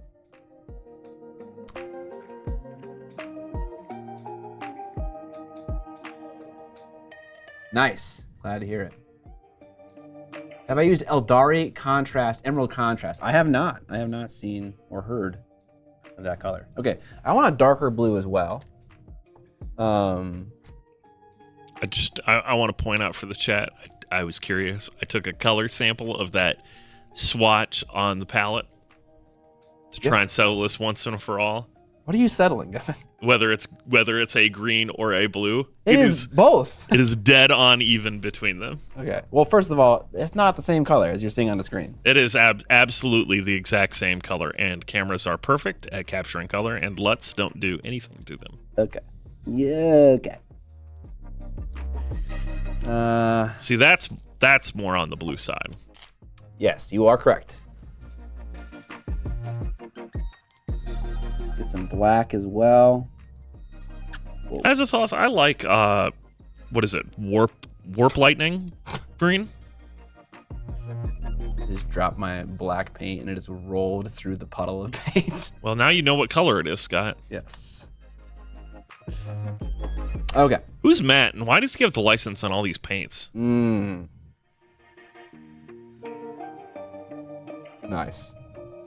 Matte oil colors? No, I have not seen that. I want my off-white yellow. Where is that? Oh, I think I used it all. Yeah, it's kind of just sitting over here with the cap open. That's great for Vallejo paint. Yeah, fuck this shit, I'm throwing it away. All right, a new one. Scott, how do cows like to do their shopping? I hate these jokes. Ask chat. Don't ask me. Chat, how do cops like to do their shopping?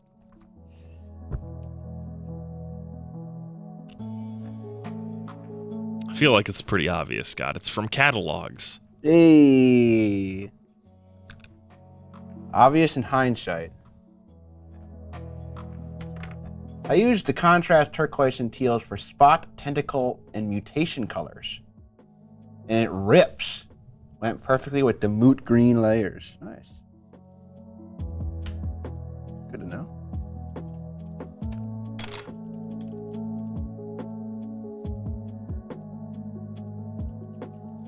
Whatever.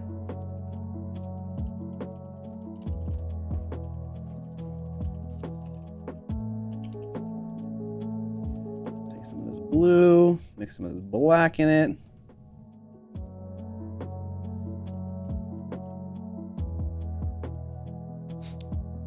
Brills Rick says, we need trigger warnings for these jokes.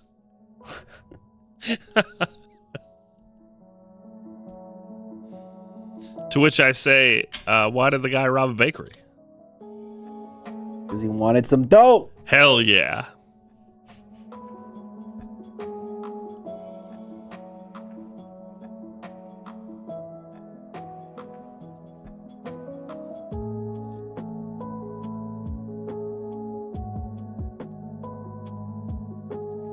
Okay.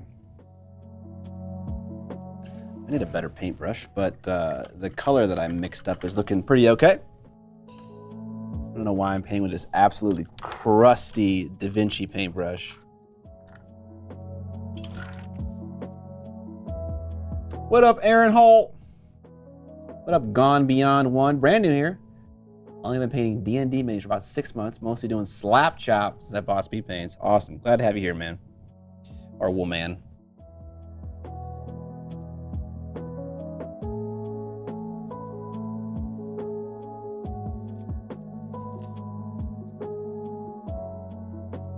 At some point, I'll start running D&D again. Yeah? Do you want to? Theoretically.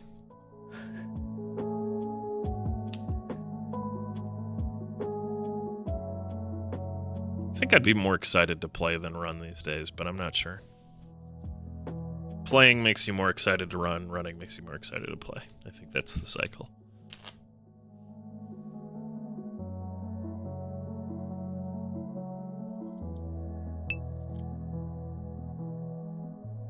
Just got an ad for Napoleon.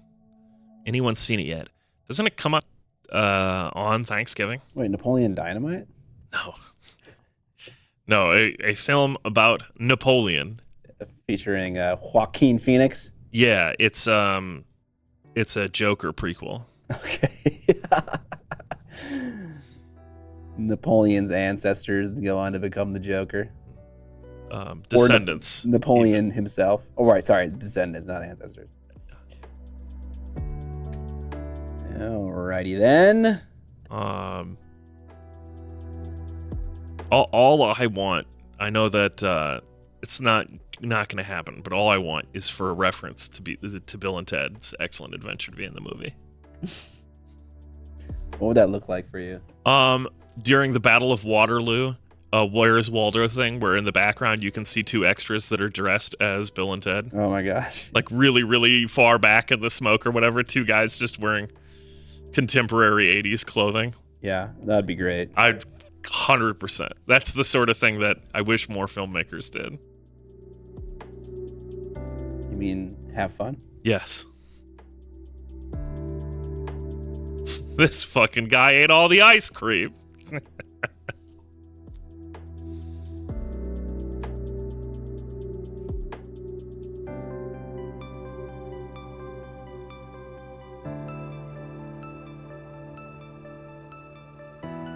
Yeah, also would accept a red phone booth hidden on one of the sets. Yeah, that would be awesome.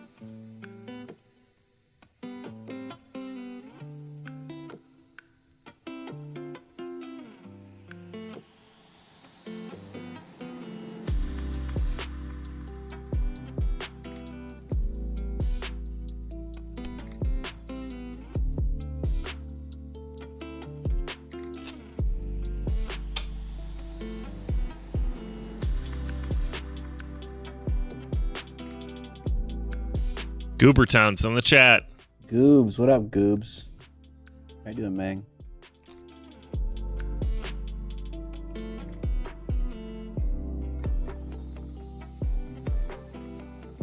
Red Yeti says, I just started painting my Stark army. Any tips to make a cool mini or not army really stand out? Is it about the contrast or just working with the sculpt you have?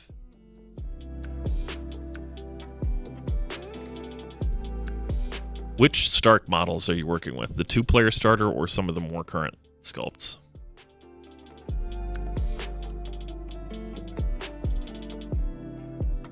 I would say if you want them to stand out, have really cool movement trays and bases. Pretty much. Which is not to say that you can't paint the models so they look really cool. You definitely can do that. I just think it's a much heavier lift than just painting or having really cool movement trays and bases.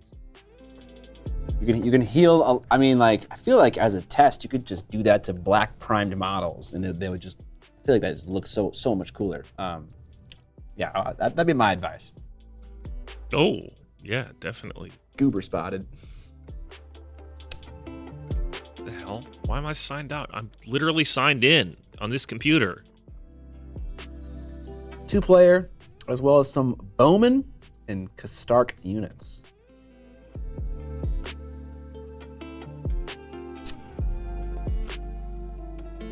Kastark? Karstark? Yeah, is it Karstark, or I thought it was Kastark? I think it's Karstark. Okay. Harkenstein says, I started painting minis during the lockdown. I've got a ton of painted models armies. Is there a place you would recommend unloading them? Reddit.com. I don't know why I said that. There's a subreddit called, what's the buy sell trade subreddit for mini? Is it Mini Swap? Mini Swap? Yeah, our Mini Swap. Yeah. Maybe there, maybe local Facebook groups. I think that's your best bet, unless you're in a locale where there's just nobody. Alternatives are if you have game stores, sometimes they buy painted and unpainted models, sometimes for store credit, sometimes for actual bucks. That's kind of when you're getting more desperate, though. Yeah, probably local Facebook groups is probably the best thing. Have I seen the game Moonstone? I've heard of it. I know nothing about it, but I would love to play it at a show or something. What's the main shtick of Moonstone? What makes it Moonstone? What makes it special? All of the miniatures are made out of moon rocks. Holy shit! Totally for real moon rocks. Moon rocks.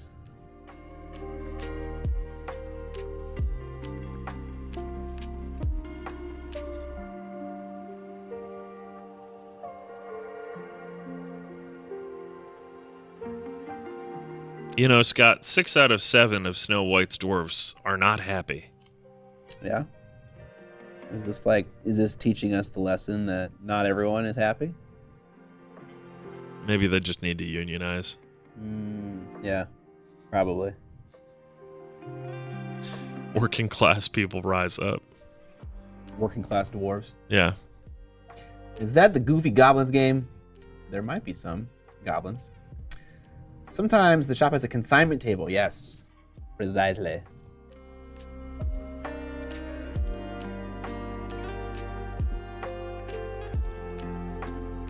I want a better blend.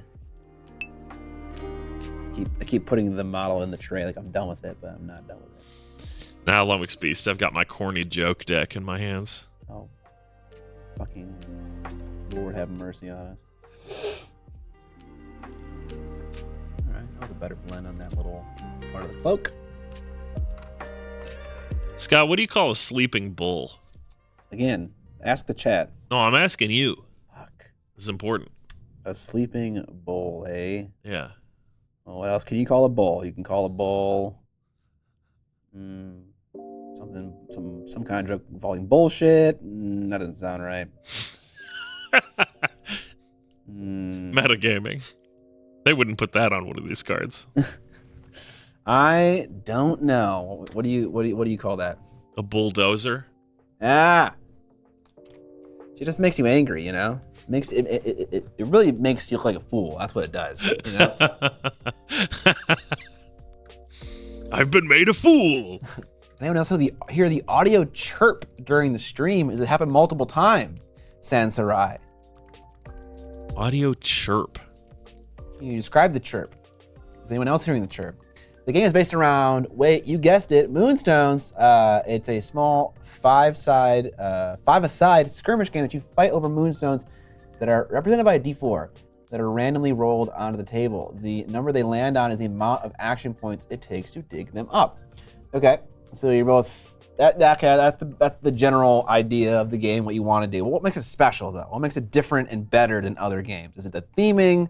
Is it the lore? Is it the models? Is it the rules? Are there cool mechanics in the game that are unique to it? What makes it special to you? I've only ever heard of it. Actually, I have some Moonstone models. My wife wanted some fairies from the game that I got for her. Like a little songbird trying to find a mate. What? What?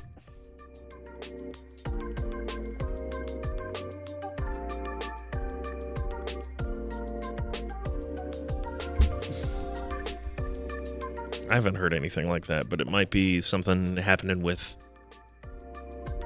OBS. Lumix Beast is tripping balls. It's also possible. Scott, what do you call an alligator in a vest? Why are we doing this? Why are we doing this? I hate this. You know what I'm thankful for? Fucking shitty jokes? Yeah. Yeah. How could you? The answer is an investigator. Oh, you know what? That is actually what it is. Someone mentioned me or Scott in the chat. That's what it is. That's what you're hearing. And it chirps? Yeah, I have a little notification. And of course, because right now they can hear everything that plays on the computer because something changed in the settings, they can hear when I get notified that someone mentioned me or you. So Lumix Beast isn't smoking crack? Correlation is not causation. Lumix Beast may or may not be smoking crack, but it is not tied to the noises that they hear. Right there. You guys should hear it off of that message. Azathaw says, I recently attended a wedding for a couple of satellite dishes. The ceremony was mediocre, but the reception was great. Yeah. I hate this. Personally, I can't wait to shove more Shatterpoint down my friends' throats. Okay, nice. Conquest deployment is the current mechanism that has me in love. Great. Yeah, so you have, in Conquest, the way that game works is you have units that are delineated by when they deploy into the game. Like first phase, second phase, third phase. And so it's like the opening skirmish of a war or a battle happens in the first turns, and then later on you have like your heavier, slower moving things show up, like that would happen in a real battle where you're not fully prepared. Yeah! Two battle lines are meeting, two convoys. You have the skirmishing forces first, medium weight, heavyweight, third. Something like that, right? It's 3 phases, I think? Something like that. I think it's 3, yeah. Yeah, that is pretty cool. Pretty cool indeed.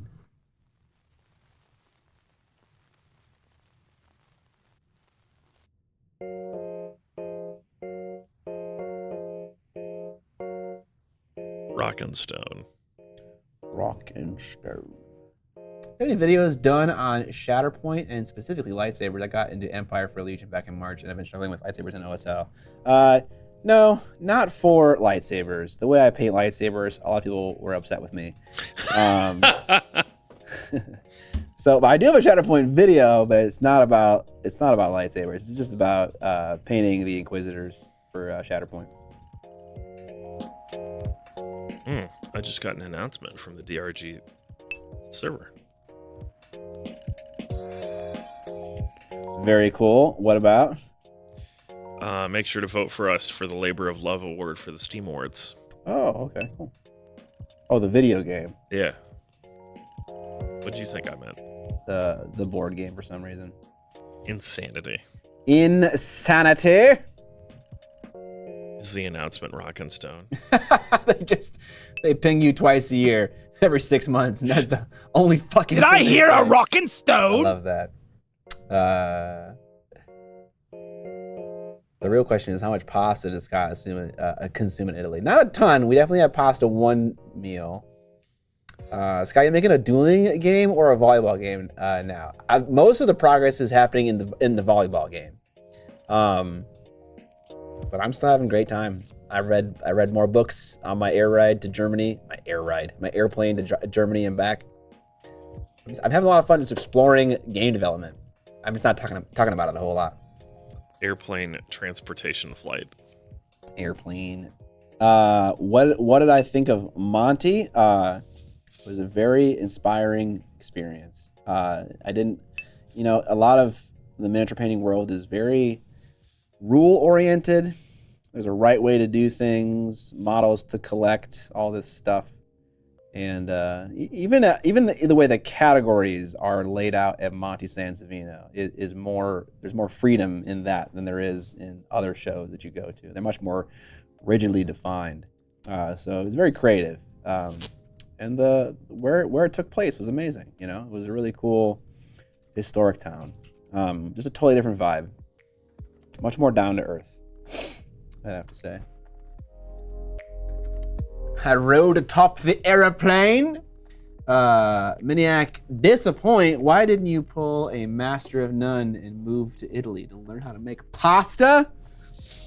Because I already make it better than the Italian. That's how it works, eh? No, I've never made pasta in your life. My own homemade pasta. That too, yeah. I've never made it at all.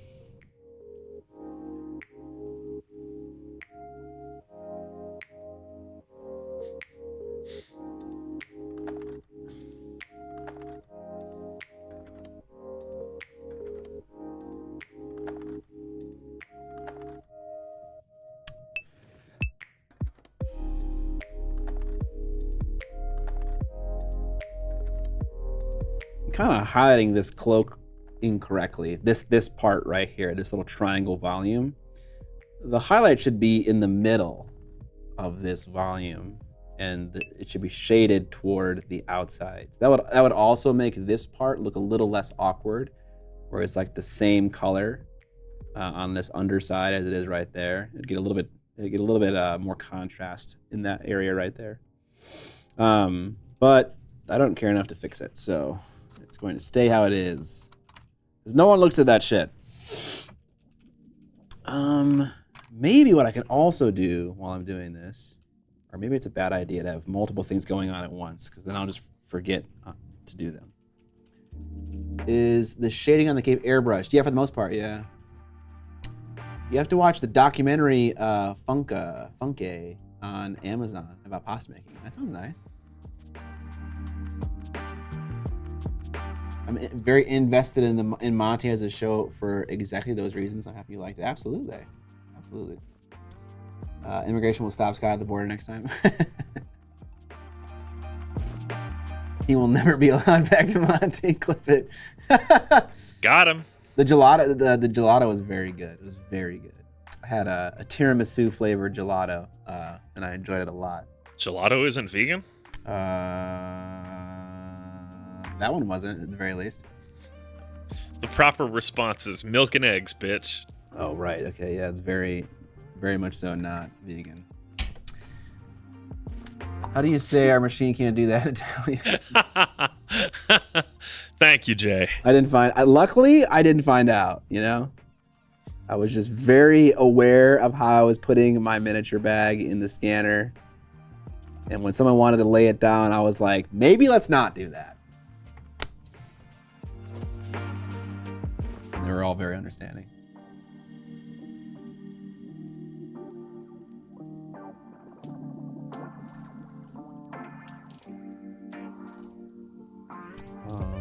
This one doesn't need to get fixed too much. Largely because it's on the back of the model. I don't really care. La nostra macchina non può farlo. The back of the model.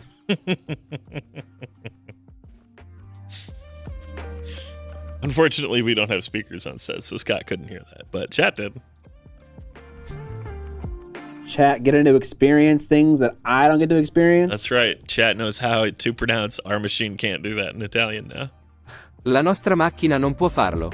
That might be helpful for me to know for work-related reasons.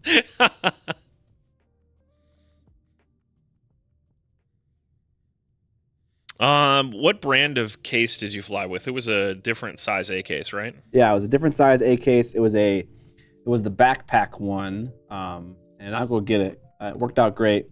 It fits under the seat in front of you in an airplane, but I wasn't super keen to lay it on its side. But I did for takeoff and landing for my first flight. But then every other flight after that, no one cared to tell me to put it under my chair, so I just didn't.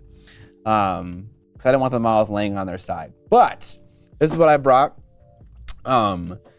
It is the backpack version of A-Case's metal carrying cases. I took a bunch of shelves out because I didn't need that much space. It's got huge pockets on the side. These were amazing. I put a book and a notebook in there, and I put headphones and other things in here. The one thing this thing lacks, and I don't think it's designed for travel, so I can't knock them for this, there's no water bottle holder. That would have been awesome to have that. And maybe like a small pocket or two for like a passport or a wallet, so I don't have to like dig around and shit to like find my wallet.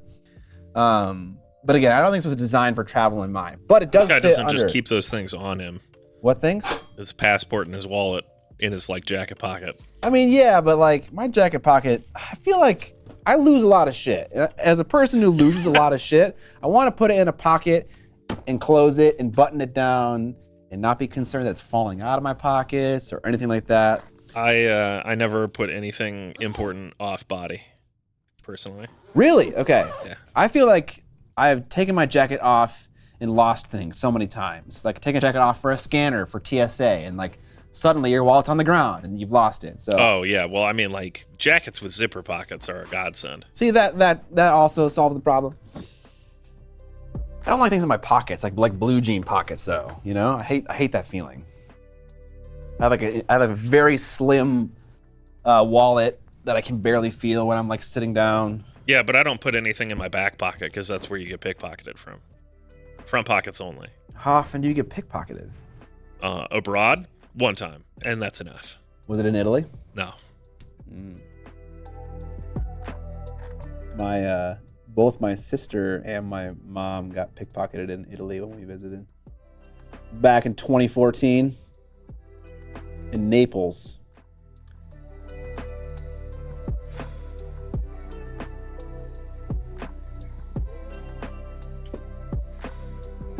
That is now the current answer, Flossmith.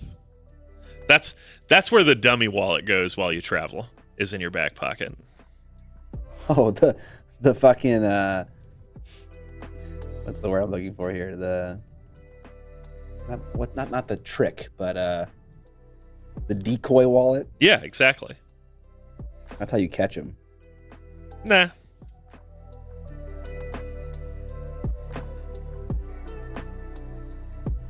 Clean up that overspray. Looks good enough. Not much cloak on the front side here. Maybe I could do a little bit of this action. A little bit of highlighting on this like gigantic shelf of fabric that is sticking out. Nah, Anthony, you haven't missed it because we haven't like talked about those things at all. And I would show off my super slick tiny wallet on stream, but there's like no way to do that without having cards in it. And I'm not showing off cards on stream. What have we not talked about at all? TV, movies, and video games this entire stream. Oh, we mentioned briefly Talk to Me. Yeah, I mean, like, we have acknowledged their existence, I think, 2 or 3 times, but we haven't talked about what we watched, what we did. Okay, you want to kick us off? No, because I want to point out that Corner Jump asks, what? By the way, no sub giveaway this stream? I guess not.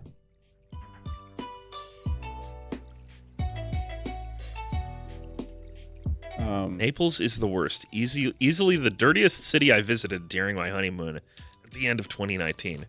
We planned to stay there 2 days, but ended up leaving a day earlier and went to Florence instead. Wrecked. From OSW's and Kiki.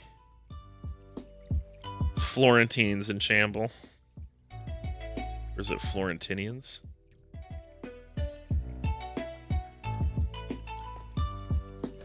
How about we talk about the best Thanksgiving dish and why it's mashed potatoes? What is the best Thanksgiving dish, Scott? And why is it mashed potatoes? Green bean casserole. What? That's got to be the hot take. I don't actually think that's the best. The best dish is the gelatinous cranberry that comes out of a can. Oh yeah, baby. Because that is the only thing that is truly exclusive to Thanksgiving. You do not eat that the rest of the year. Yeah, so for our European, or I guess for our non-American friends, American Thanksgiving is coming up pretty soon here. 2 days. 2 days. And we have a lot of dishes we always eat historically during Thanksgiving. I think no stream special this year, by the way. Yes. I feel like my favorite Thanksgiving dish is stuffing. I mean, the thing is that gravy makes everything kind of the same level of good, including mashed potatoes and turkey and stuffing. But I feel like I like stuffing a lot.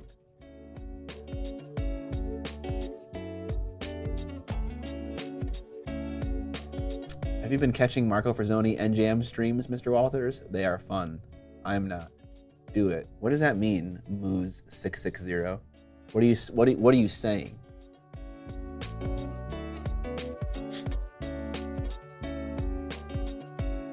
You meant to say if not.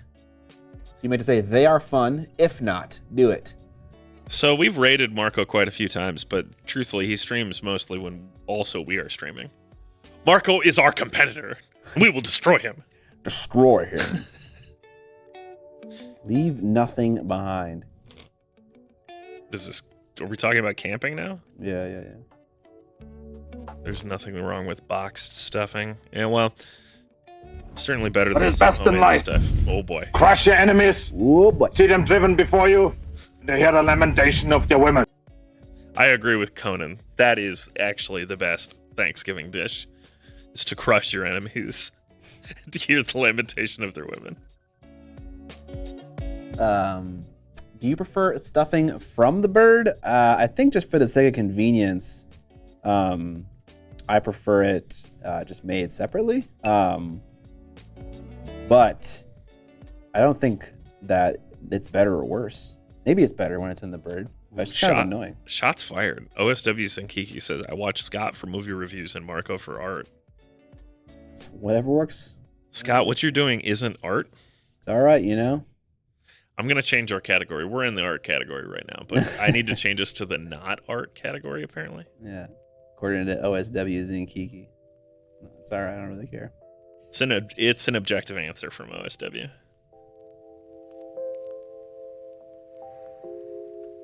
Hang on. How do you say that in Italian? How do you say that in Italian?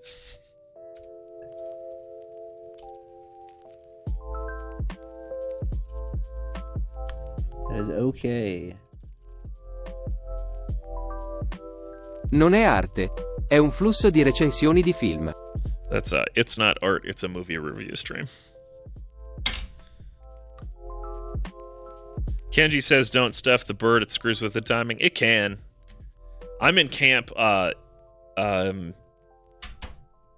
get one big bird, get multiple smaller birds, which changes the Thanksgiving dynamics a lot as far as cooking, stuffing, and all that stuff. Are you camp deep fry turkey? I have never actually done it. I've had deep fried turkey, but it's mostly been leftovers. It's fine. Okay. Most people overcook the absolute crap out of their birds, but part of that comes from getting a Thanksgiving turkey that's like 15 pounds.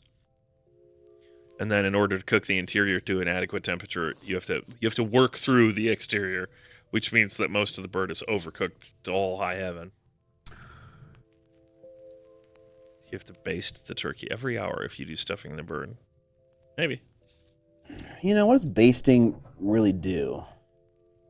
I think that's a mystery to me. Greases it up.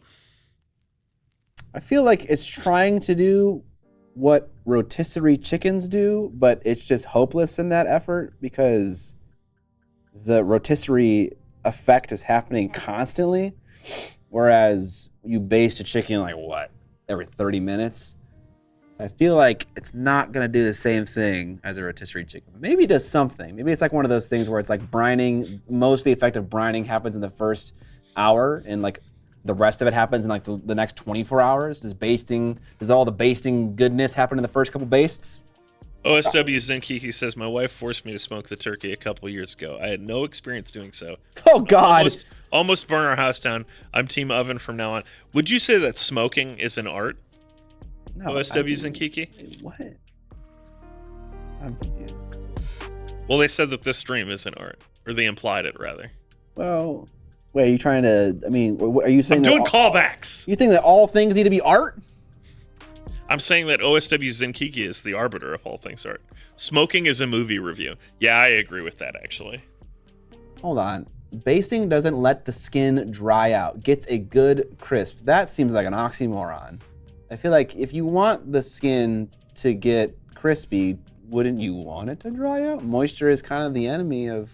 It depends on what you mean by dry out, because if you're basting it with, like... Think about butter on toast.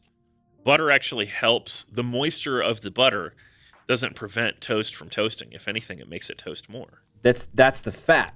Right, that increases the... And so you're basting it not with water. You're basting it with, like, grease.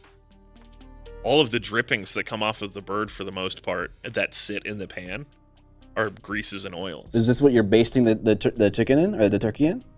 I don't know what the basting liquids are for turkey, you know? Yeah, basting is going to be like a sugar oil mix, which is going to get you that nice crackly, crispy skin. Crackly. Yeah, but you also have to keep that skin hydrated enough with that stuff that it doesn't become just like flaky paper. I like flaky paper. Lift the skin and stuff butter blended with a little oil and some herbs underneath.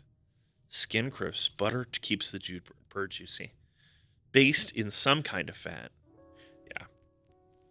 Yeah. The milk solids in butter are actually bad for getting crispy skin. If you want to get something nice and crispy and you want to use butter, you should consider using ghee, which is clarified butter. Clarified butter, butter without dairy in it, or sorry, milk solids in it. Yeah. Do Americans do crackling? Yeah, we do, especially in the South. I mean, especially in the Southwest as well. We call them chicharrones. Yeah, I was going to say it's more of a Mexican-American thing. It's just kind of dependent on that population. Yeah. But yes, absolutely. We also call them pork rinds here. That's the other name for them. Pork rinds, very common, very common. That's like the white guy name for them. Yep. Give me some of them pork rinds. Put that there seasoning on them. And I want some elote as well. Why isn't there sour cream in my taco? And cheddar cheese and lettuce on a flour tortilla.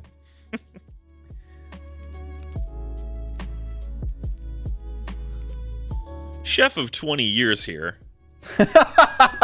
Basting has two effects. Oh, the oil allows the Maillard reaction to happen. Yep. That's the browning of sugars. The second part is evaporation like sweat. If the moisture on the skin of the bird evaporates, the moisture under the skin doesn't have to. The oil allows the Maillard reaction to happen. That's the browning of sugars. Is Maillard the browning of sugars? Because Maillard happens when anything browns, including like beef, for instance. Are there natural sugars in beef? That's what causes the browning of beef? Probably. Actually, I didn't actually know. If that's the case, I didn't actually know that. That's kind of cool. The second part is the evaporation like sweat. If the moisture on the skin of the bird evaporates, the moisture under the skin doesn't have to. But why? Why is that? Because the skin acts as a vapor barrier, probably. It's like a wet palate or something. I just feel like so little chicken recipes truly call for basting. I've made bazillions of chicken recipes, and they turn out nice and moist if you just cook them well. I think the key is that chickens cook for a lot less time. Yeah, of course. A lot less time. Also, chickens have more like fats and grease readily subcutaneous. It's a fattier bird. The mallard is a type of duck. The Maillard reaction. It's a green-headed duck. Chemical reaction between amino acids and reducing sugars to create melanoidins, the compounds which gives brown food its distinctive flavor. Chemical reaction between amino acids and reducing sugars. So there are natural sugars in beef that are being reduced and reacting with amino acids. I've got natural sugars in me. Could you brown me? Inappropriate. It's just a reference to Meet the Parents. Chicken happens over 2 hours, so the deep moisture stays. Okay. I assume some amount of, what is it? Oh my God, I'm losing my mind. Some amount of brining also would help a turkey to retain more moisture, right? Because moisture comes out, dissolves the salt, reabsorbs into the meat, and then that allows it to retain moisture better. I also don't know why that happens, but I do know that's a thing with chicken. I just don't know why it absorbing salt changes the chemistry of the meat, which allows it to retain moisture better. But I assume the same thing works for turkey. Interesting.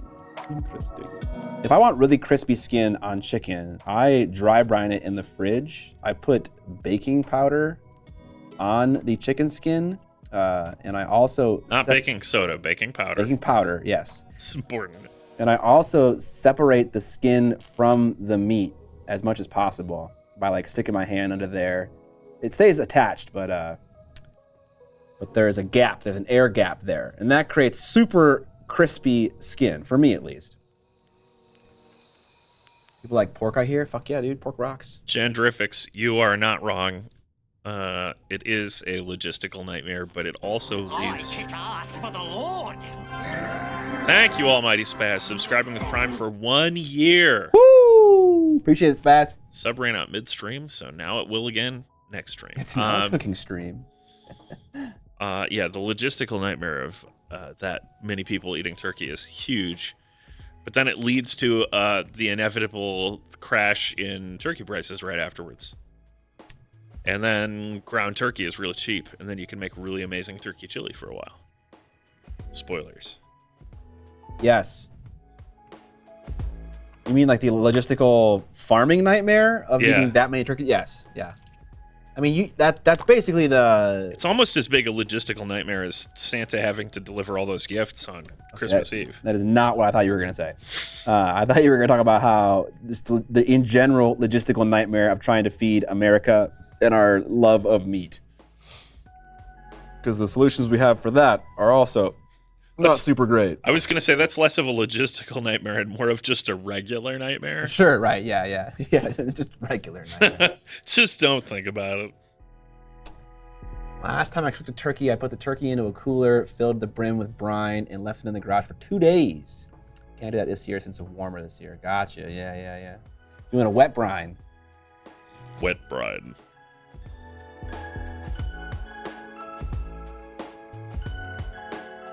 Yeah, I made I always go home for Thanksgiving, and so I never cook my own turkey, so I don't know how to do it. I've never really done it. One time I tried to do a turkey leg, and I definitely overcooked it.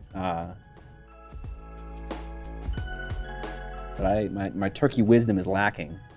But I appreciate the education about the Maillard reaction. It's always a term I've heard, but never really understood.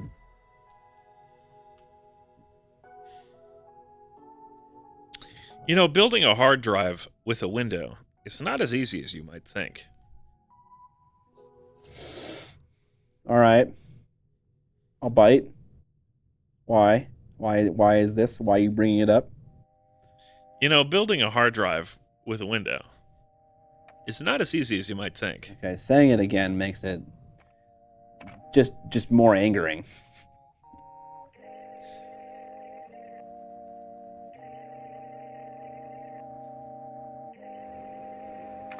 You know, building a hard drive.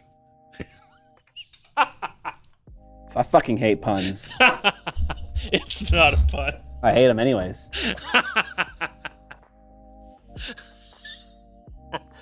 Evan is very satisfied.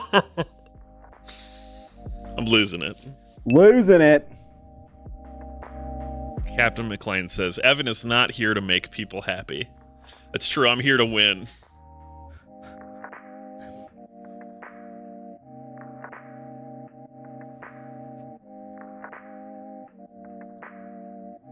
Oh, that reminds me. Did you make the thumbnail yet? No, absolutely not. Scott, please. When you sent that picture to me, I just went on YouTube and pulled the video. I know. Made it private. I literally was watching it at that moment. Like, this video is no longer available. Oh, okay. Hell no. I could do it after this stream. Do both. Why not?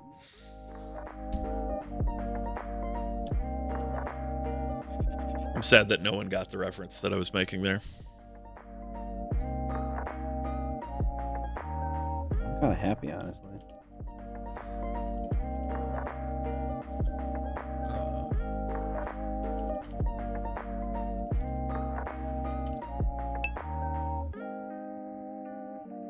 All right.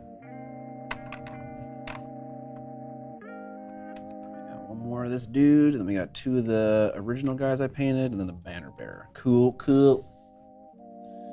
Listen, this video isn't 16 years old or anything. Scott, you need to get a squirt bottle so you can spray him like a misbehaving cat. He's too far away. Although this one's got some range, you know? Look at this. God damn. I mean, you probably could spray me, but the problem is you'd also be spraying 2 of your computer monitors in the process. Yeah, maybe a expensive mixer as well. Stream Deck. Yeah. Lavs. Wireless transmitter. I have hostages. Yeah, that's what I'm saying. He has tech hostages.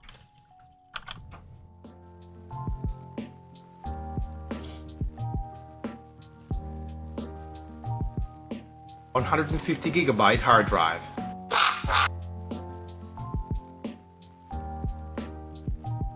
Fantastic.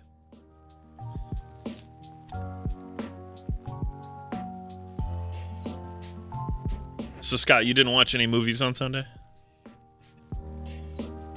Sunday. Oh, I watched Ice Pirates. Oh my god, I watched Ice Pirates. You watched? Is that your first time watching it? Yeah, dude. That movie dope. That movie's fucking crazy, dude. I watched Ice Pirates, which is. I didn't really think about the title of the movie at all, but it's literal. It's literal. There are people that steal fucking ice, and they're fucking pirates, and it's in the future, but they're all wearing medieval clothing. And it's dope. I love it when someone like walks in with like chainmail like on a spaceship. It's just like, what the fuck? The movie is definitely in that category of, yeah, it doesn't make a lot of sense, but it doesn't need to. No, it doesn't need to. Absolutely. I knew exactly what I was signing up for, and I was 100% there for it. I watched that. I watched Talk to Me, and I watched. I think that was mostly it. Then I watched a bunch of movies on the airplane. You watched movies on the airplane on Sunday? No, I'm just saying like movies that I've watched recently. Oh, okay. Fucking Ice Pirates. Scott, a magician was walking down the street and turned into a grocery store. Damn. That kind of sucks.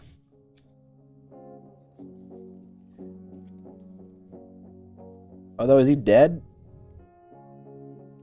He's cursed with eternal unlife.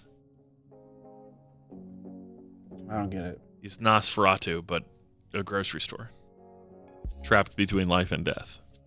But with really good deals on produce. Wait, hold on. There's no joke here? That is the joke. What's the joke? That the magician turned into a grocery store. So? Wait, why is that funny? I think if I have to ask that question, the joke is failing. I said I was walking down the street and then I turned into a grocery store. You'd think I meant I walked inside, not I literally turned into one. I mean, when you tell me a joke, I'm hunting for a pun. And so when I hear you say turn into a grocery store, that's what I am literally assuming you mean. Ice Pirates for life. These jokes are no worse than Ice Pirates is. I mean, yeah. I love Scott's goal is to solve all these dumbass I want to understand, you know? Why was Cinderella thrown off the basketball team?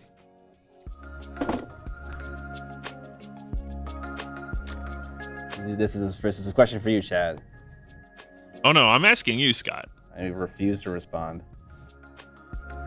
I mean, I think it's pretty self-evident. Cinderella was thrown off the team because she ran away from the ball. Why would she do that? I don't know. You'd have to ask her. All I know is she got thrown off the team because she ran away from the ball.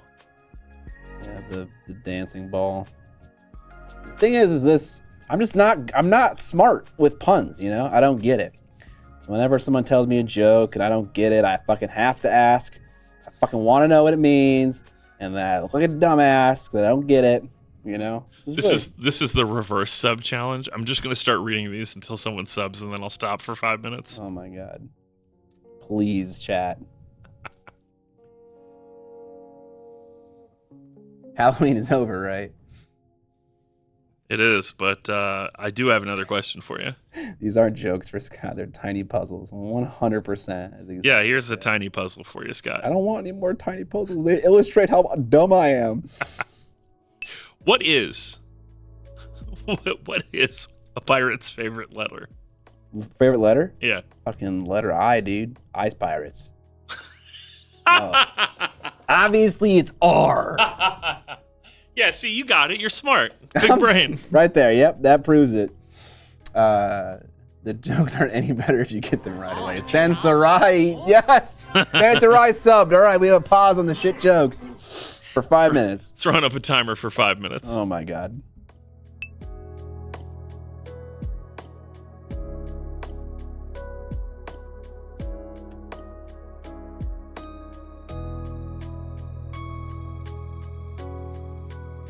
I can just paint Iron Makers in peace without having to fucking think about some stupid pun. Channel point redeemed to mute the chair. Yeah. Did you ever help me with the Titanfall 2 versus Deep Rock Galactic debate? What debate? Evan's very curious. I missed this. Those are all things that I care about? What? Yep.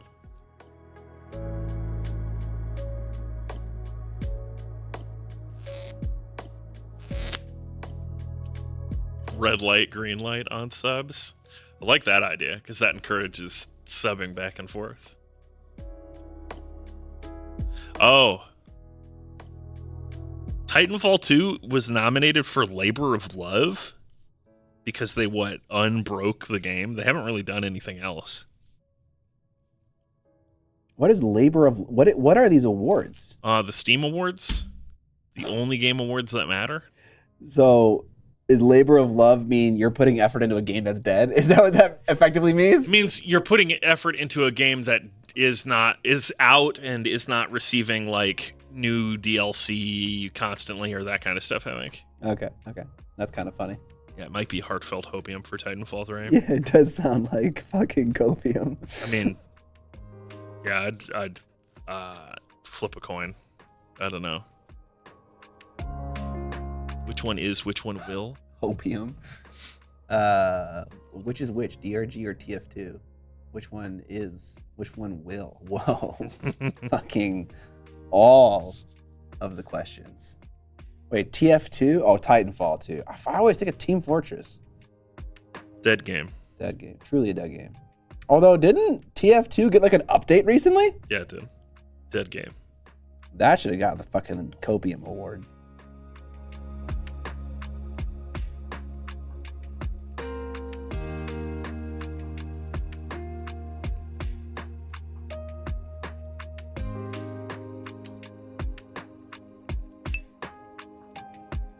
Oh, Chad, I got questions for you, Chad. Is the question, what do you call a bee on bad hair day? Hey, I thought you had a break.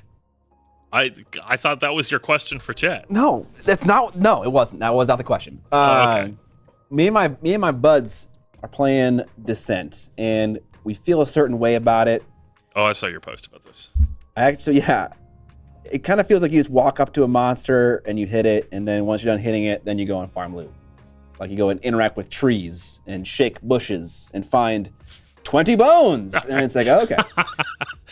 You just shake this tree real quick. Honest, wow, a human skull. Cool. It sounds stupid, but that happens. And so I asked my Instagram, I was like, does this game get any better? Like, is it like become more complicated? The comic becomes more compelling?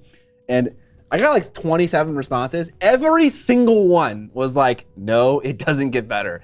And 3 of the people were like, watch this shut up and sit down review. And they said the same thing. They were like, this game is beautiful, but not very deep. And I'm not asking chat to shit on Descent, the game right now.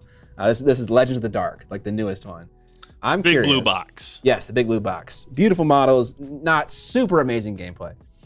Question for you guys is, if I wanted to play a co-op board game that is campaign driven, what would you recommend? No holds barred. You know, go crazy. From our limited experience with what we sampled, I really enjoyed Oathsworn. Oh yeah, 100% I'd pick Oathsworn. That's kind of where my mind goes. That was better. I've played Gloomhaven. I have watched a bit of Descent. I watched that Shut Up and Sit Down.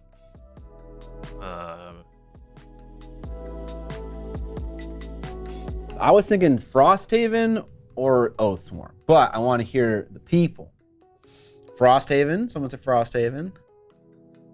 I mean, the real answer is like D&D or whatever, but that's a whole. No, we don't want a D&D. We want models. We want to maybe roll dice. Yeah, you do both those things in D&D. I hate rolling dice in D&D. Imperial Assault equals Star Wars Descent. Okay. How do you have a game that is both simple and easy, but also complex and deep? Chess. Hero Quest. Okay. Shadows of Brimstone. Okay. You and Matthias Weeks, the one of the 2 showrunners for Adepticon, have recommended that game to me. Shadows of Brimstone. Of Brimstone. Isofarian Guard. Never heard of that one. What the fuck is that? Kickstarted. Okay, maybe not available right now. He wants a dungeon crawl that is... No, I don't even want that. All I want is a co-op board game that is campaign based. It doesn't need to be D&D. It could be like Cursed City and Blackstone Fortress are like, they're not D&D in a box. Pandemic Legacy is not D&D in a box. I want minis, campaign, cooperative. What do you recommend? Zombicide. Have you tried Soulbound? Zombicide? No, I have not tried Soulbound. I've never... Wait, Soulbound is a Age of Sigmar RPG. That's not the same thing. KDM? Gloomhaven?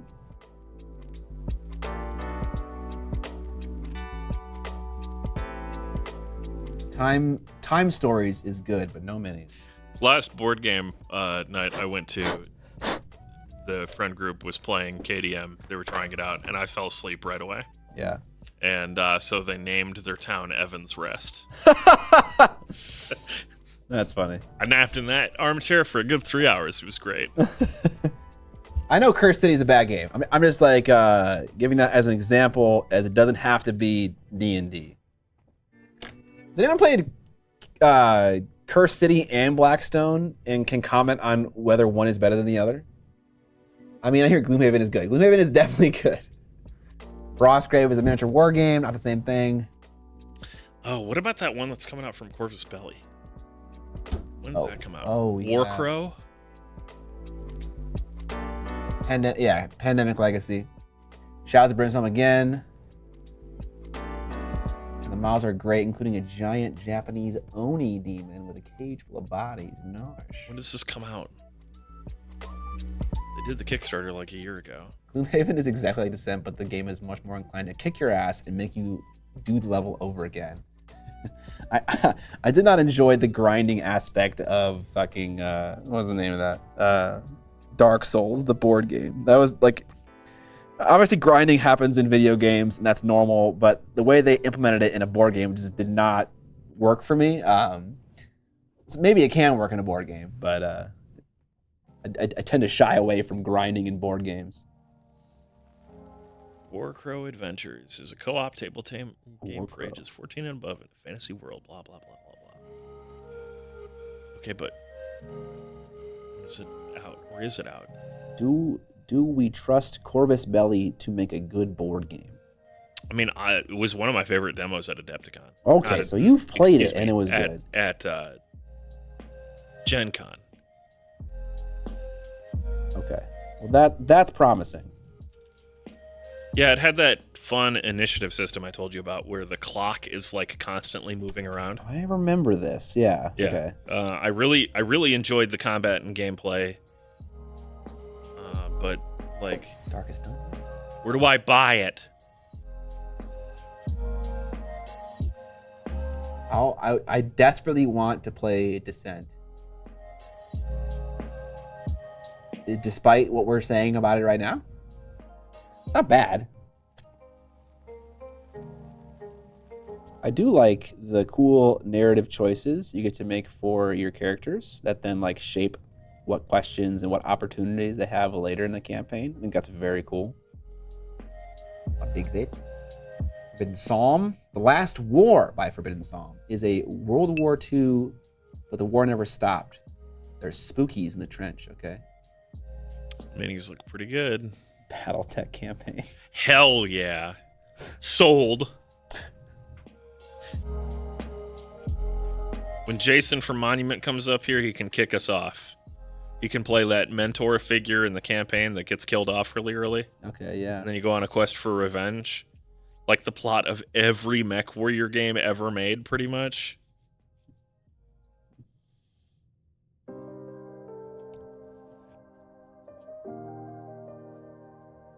What is good about Oathsworn? I don't know. It felt pretty cool, and I played as a bear. No, I wrote down notes. I know why it's good.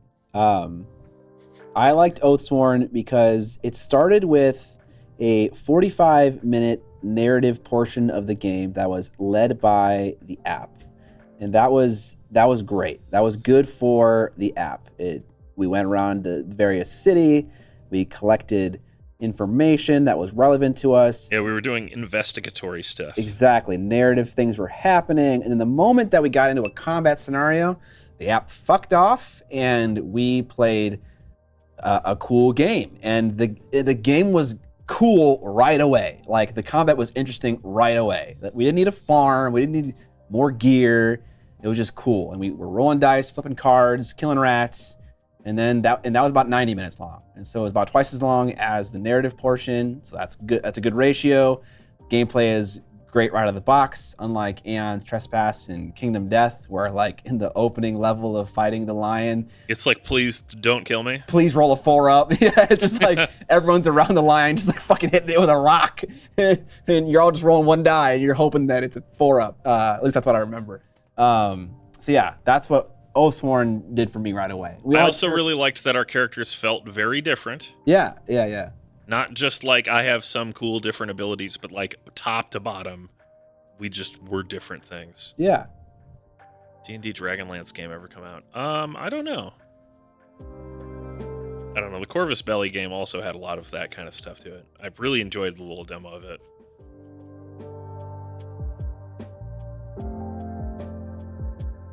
And of course, Corvus Belli makes amazing miniatures too. So that also helps. And one of the player characters is a dwarf. Hell yeah. Hell yeah.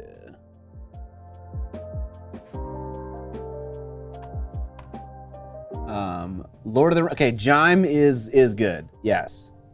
Jime? Yeah, Journeys in... sorry, isn't it Journeys in Middle-earth? Yeah, I think it's Jime, not through. But whatever, who cares about that preposition?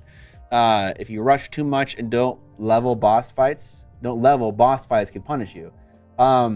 Red Yeti, maybe you... So I've played 4 missions of Jime now, and I've lost every single one. Man, you should get good. I know. I feel like I'm doing something wrong, and I'm playing in standard mode.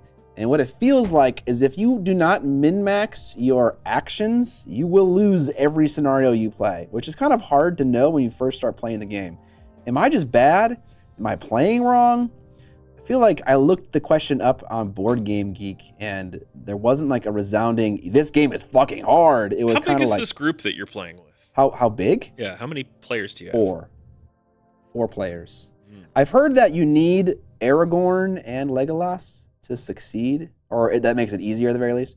And we don't have Aragorn. We have just Legolas. I try Firefight. No, I have no idea. I don't even know what that is. I don't know that that's relevant to what we're talking about, because if I'm thinking of the right game, it's the Mantic skirmish game. There was a firefight! That's also a different thing. Yes. I can't resist. That movie is... I still can't decide if that movie is amazing or bad. Like, every time I watch it, I'm, like, waffling back and forth the whole time. It's a classic for a reason, though. Yeah. I think, yeah.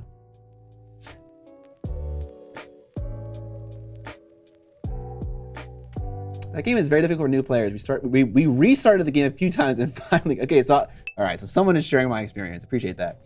My advice is you should abandon the campaign dungeon crawler genre for better board games, of which there are practically infinite amount. You know what's funny? We had a board game session on this Sunday. Me and my friends do it once a month. And we were talking about Descent, and we're like, do we want to play this game? And we're like, nah, let's play Dune Imperium. That game is so fucking good. That game is so good. I love it so much. And Curtis played it for the first time, and he also loved it. And he was like, can I borrow this game for Thanksgiving? And I was like, yes, you may.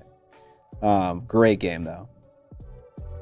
And as you pointed out on top, Mr. Beast is really into it. Yeah, he's really into it, and also apparently good at it. Do you feel like you'd play Oathsworn for a full campaign in order to get your money's worth from it? I don't know. How much does it cost? Probably a lot, right? I don't know, you know? The thing is I didn't buy any of these games that we've tried out so far. Like Bard Sung, Oathsworn, KDM, Descent. They were all either sent to me for that video that I made, or friends had them and they just showed me the game. So it's hard to say, because I'm not invested in any of them, and I've kind of said no to most of them. But I don't know. Just play Yahtzee. Oathsworn core game costs $275. Oh my god, it does? Yeah. Holy fucking shit. I think that's actually not out of line for these types of campaign in a box games. I think most of them are $200 plus. Holy shit, that's nuts. Well, because they come with, not just the minis, but like a bazillion different maps, and then there's the app or the book and blah, blah, blah, blah, blah. 65 plus hours, 21 chapters. Red Yeti says, the thing I realized with Jime is keeping track of your action deck and trying to keep track of your successes. So there are times you need one success, but I will use a card flip to flip an extra card because I know I have a lot of 0 success cards in my stack and I want to burn. Swayed card counting. Okay. Have you played the Dune strategy game? Are you talking about Dune Imperium? Or Dune War on Arrakis? I've played Dune Imperium. I played that game 2 times now, and it is incredible. It's a great game. It's a great midweight Euro, as they would say.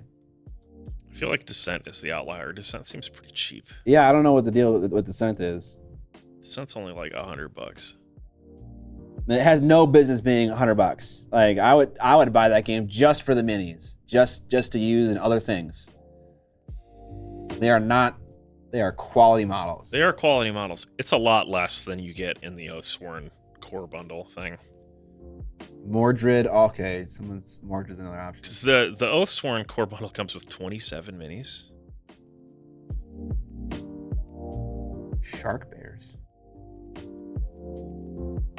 I think the Twilight Imperium retheme Rex is a better game than the original Dune. I guess maybe I'm wrong on this one. Maybe most of these games hover around $100, $150. But the Oathsworn, it's like a 3-box set for the core game. I'm gonna guess one that's more expensive than Oathsworn would be Aeon's Trespass Odyssey. Yeah, because that shit is... that was insane. It was, and also was kind of... Well, also, it's hard to know how much of that was like the Kickstarter extras and so on. Oh, right, yeah. Same thing with like what was that game that AJ brought? Black Rose War. Yes. Where there were like a bunch of extras on the Kickstarter that like you just don't get now. All right, but how do I buy Aeon's Trespass? Into the Unknown Studio? It's just called the Dune strategy game? Yeah, the old school Dune strategy game. Apparently it was re-released by Gale Force 9. You need to play it as a fan of Dune. Okay. You need to. Yeah, there's a lot in this box, but it's mostly cards. 1,500 cards? Oh my god.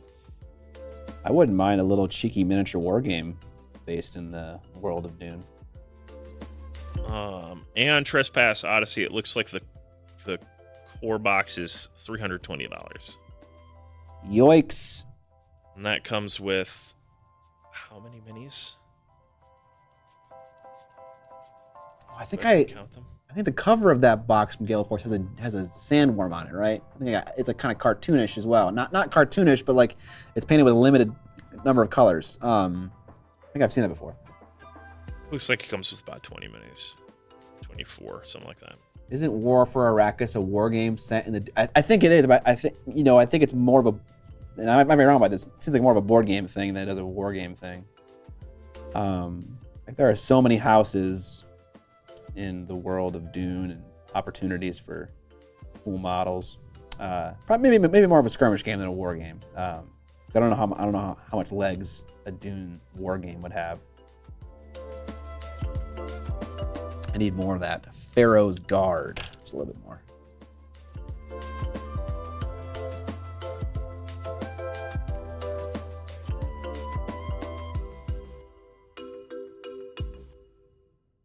There's a cool Dune RPG setting that I'm aware of. I don't even know if it's cool. I just think Dune is cool. And the book looks cool. OS disagrees with Rufus, saying far more modern. Oh, hold on, Lilligraph. Appreciate your videos. What does the whole message say? Appreciate your videos. Hope you're doing well. Oh, thank you, Lilligraph. Appreciate it. It's a $25 donation. $25. Appreciate it. Appreciate it. Space Hulk. Did I miss? Did someone know? Has someone played Blackstone Fortress and Cursed City and was able to compare them? Did I miss that?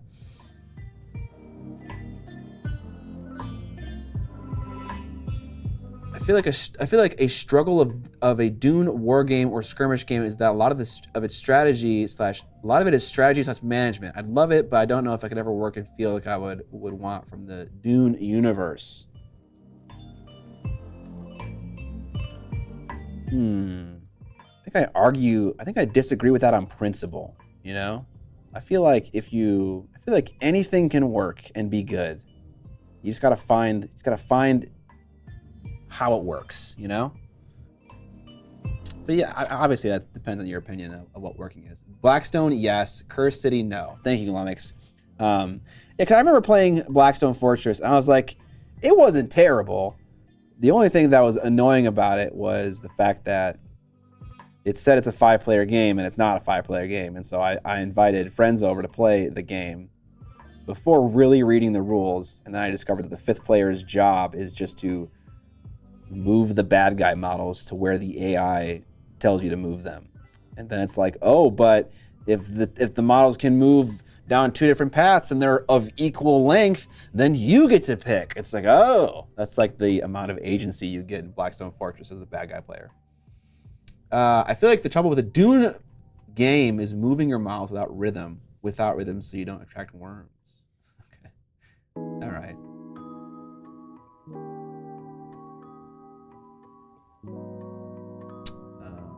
If you play as the Bene Gesserit in the Dune game, you guess at the beginning of the game which player will win and on what turn. If you manage to achieve that, you win instead. That's fucking lame. I love the lore of that, but that's fucking lame. That's like winning in fucking Mario Party at the end because the game gave you more stars. It's like, you don't really know who's gonna win at the beginning. It's a total crapshoot, and if you just win because of that, yeah, not a fan of that. I'm sure the rest of the game is awesome, but I would choose to not allow that to happen if I were playing the game. Shadowrun Takedown. I get on to my friends for buying a game and not fully reading the rules. Yeah. Fifth player is little brother mode. Yeah, 100 fucking %, dude. 100%. That's a hilarious way of putting it.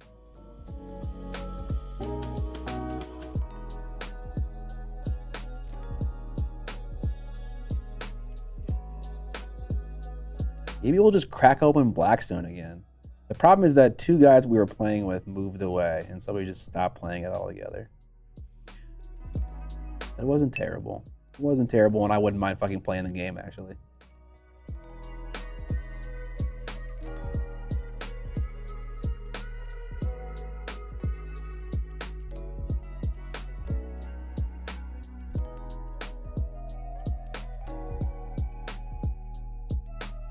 Jimmy made a game called Lost Patrol, which is a dungeon exploring game, and it's almost really good. Where does it fall short, Jay? The point of the Bene Gesserit player is to prop up who you want to win. It's very cloak and dagger. Okay, I suppose, right? Why would you not, estimate someone who's going to win and then assist them? That kind of makes sense. But like also, you secretly pick. Okay, I understand.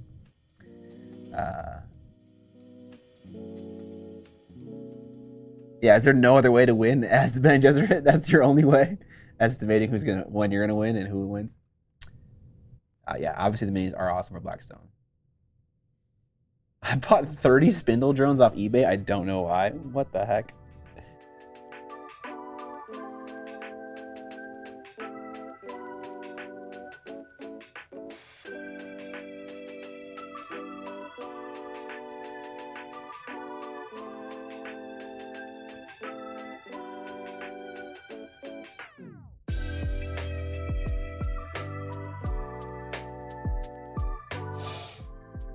GW's rules for Lost Patrol make it impossible for the scouts to win, but with a few tweaks, it plays really well. I've heard similar things about Cursed City, and I've almost assuredly brought this up before, but there is a community version of that game that I really want to try out, done by a guy named Pete something. I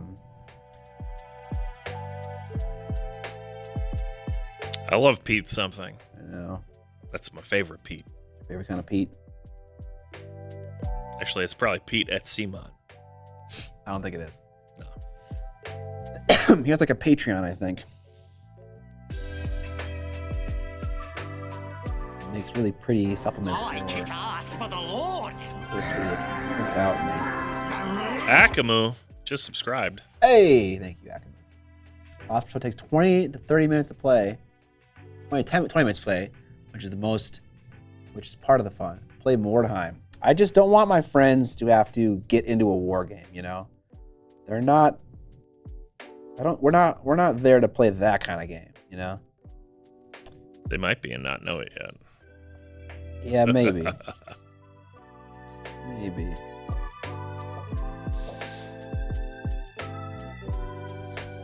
I'm still in Camp D&D. I don't want to play D&D. That's just what you think. I mean, I've tried it and I haven't enjoyed it. I don't know how you can enjoy something like Oathsworn and not enjoy D&D. There's something about the physicality of having a board, cards, dice, models, positioning on the board. You have all those things in D&D. You don't. The game was not made with that as a consideration, so it feels tacked on. That is expressly not true. Playing on a grid is definitely how they designed that game. You're right. But I don't think it was something that people who play D&D and RPGs in general really care a lot about. Like that physicality, that zoomed in look of combat. I don't think that that's true. I think that really is very group dependent. Okay.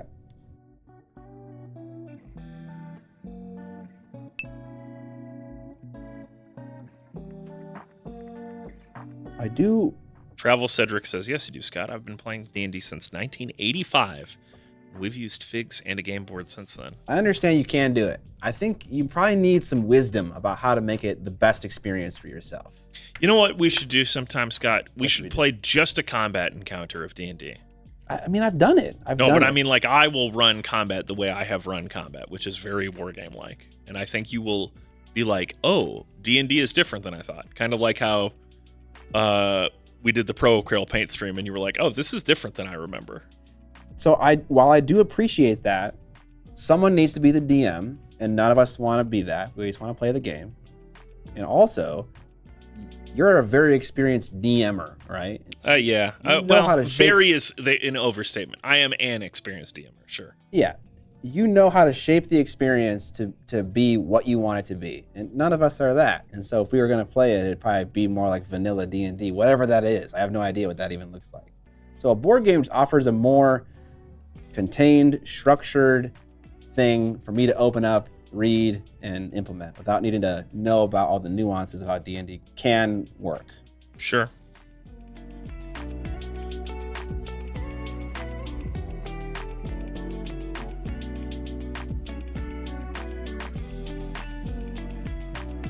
Yeah, I'm curious. Like now I'm curious if like the experience would truly be super different. Like, I know some RPGs came from D&D that like the Riddle of Steel and shit like that are like super heavy into combat, and that's not D&D necessarily. Well, I mean,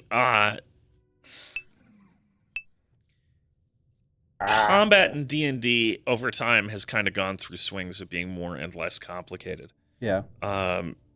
More expressly, the experience of exploration, dungeon delving, all that stuff has become significantly, to put it in a mean way, dumbed down from where it once was. Dungeon exploring?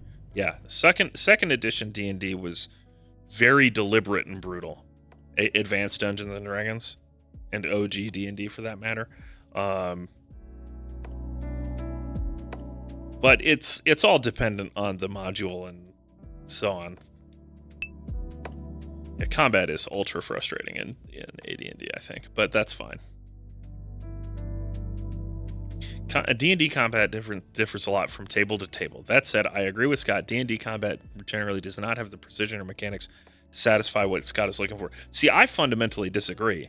I find myself getting frustrated whenever I play any of these systems in a box because I have so few generalized tools to use.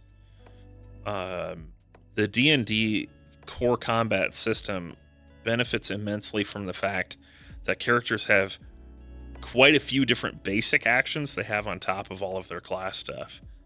A lot of these games, they just rely on replacing those basic actions. They say your basic action is this attack, rather than your basic action can be something as simple as shoving someone, which sometimes is the right choice. It's just to move someone or knock someone down. That's kind of another thing that I struggle with when it comes to D&D, is that on principle, I am always trying to take the rules of the game and squeeze them as much as I can to get all of the value out of them as I can. I'm a tryhard. That's what I'm always trying to do. I'm always trying to break the game. I'm trying to find the quickest path to victory, whatever that may be, whether it's an individual combat, whether it's a strategy game. And I feel like with my experiences playing D&D, the rules were a little bit more loosely defined to allow for more narrative interpretation. Like if you want to kick over a table into this thing and hurt this person, sure, you can do that. Roll this stat. I, as the DM, decide on the spot what that looks like. And I just feel like there's something about having the rules written down and clearly defined and having a set list of things, a puzzle to solve, as it were, that is more satisfying to me, but obviously more restricting in terms of what you can do in the game. I guess, but on the other hand, the question is, what is, to me, what's a better simulation? And having a dungeon master is very obviously a better simulation. Yeah, probably. Something that can actually deal with situations that go beyond just the core rules. It's also worth pointing out that like war games started off with dungeon masters. A game master for wargaming was essential for the game to function properly. Why is that worth mentioning? Just because of the fact that as we've streamlined things over time, that doesn't necessarily mean that they've become better. There are plenty of people that prefer narrative scenarios, and those narrative scenarios have more of that flexibility in rules writing, even for the war games that you and I play. You know, where things are more fluid and changing. Yeah. Okay. I guess it depends on if you want to take the game seriously as a competitive thing, or if you're trying to play it as a, fun board game. Yeah. And I think when you go into the world of cooperative games, it's a lot easier to play the game in a narrative and fun way. But then as soon as it becomes competitive, then I want a more rigid rule set. Yeah, you want to make sure everyone's playing by the same rules. Exactly, yeah. And so obviously D&D, for the most part, is cooperative, so that lends itself to it. And so does the board game experience that I'm referring to. Sorry, I missed your question, OSWs and Kiki. You asked me if I had played Baldur's Gate 3. I have not. I played Baldur's Gate 2, and I hated it. And that's not because the game is bad, but that's because of my personal expectations when going into playing a video game. It's very strange, and this is definitely a me thing, but I do not like turn-based video games, even though I fucking play war games, which is like the epitome of turn-based gaming, right? When I play a video game, I want it to be snappy, fast, and super engaging and very exciting and very punchy. Turn-based is like the death of video games to me. So yeah, I didn't enjoy that game very much. I like killing things too in video games. Like I don't want to walk around and talk to people. I just want to do combat. That's bullshit. I think that's changing about you over time. I think that is potentially changing, but I'm curious why you think it's changing. I don't know. The conversations we've had about the games that you've been choosing over the last year, and you talking about how you really used to think that you didn't like these things, and then you've played a few of them, and you're like, this is better than I thought. Yeah, definitely. I think you're going through the same transition that you went through with movies from when you were a kid that we've talked about, where you thought you really didn't like movies that much, and then you realized that it was probably just the movies that you were watching. So my Baldur's Gate experience is in the last 3 months, so that was pretty recent. In fairness, Baldur's Gate 2 was made 20 years ago or something like that. Baldur's Gate 3 is still turn-based and all that, but it is a very, very different game to what Baldur's Gate 3 is. They have basically no relation. Okay.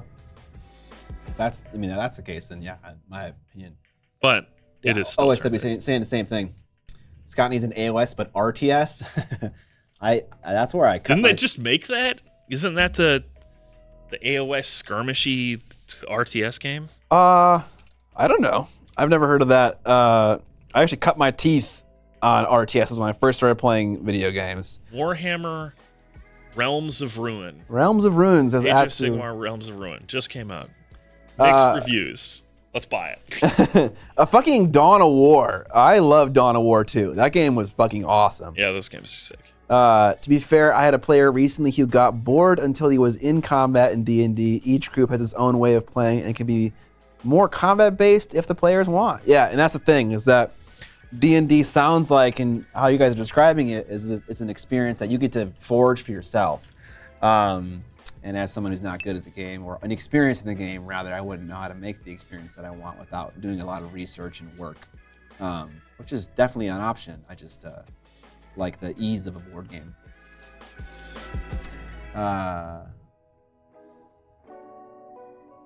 That's the game that sponsored the Worlds stream, where they didn't know how to talk about AOS and just talked about 40K the whole stream. Nice. Fantastic. Nice.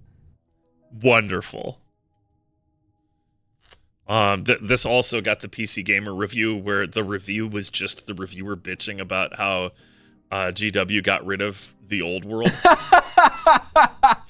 just like 4 or 5 paragraphs of I'm still angry about this, and the Age of Sigmar is dumb, but you should definitely trust my opinion about this game. It's oh god, it's seriously. That's so funny. I read that review and I was like, this is one of the most unprofessional reviews I've ever read, because it wasn't background. It was I was personally angry about this change. Now here's my review of this game in this setting. Oh, 4 out of 10. It sucks. It's all right, man. I can't trust anything that you said after that rant. A tabletop RPG you should look at is Death Watch. Yeah, but then you have to play as Space Marines. Oh, see? Okay, yeah. No, thank you.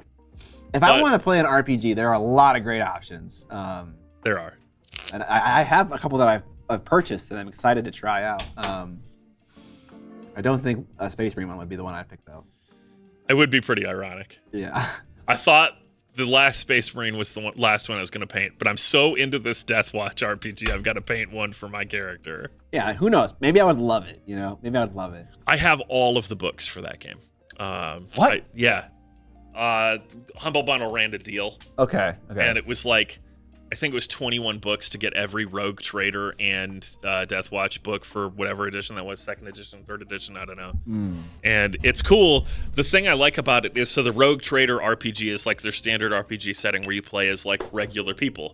Yeah. And it is cross-compatible with the Deathwatch one.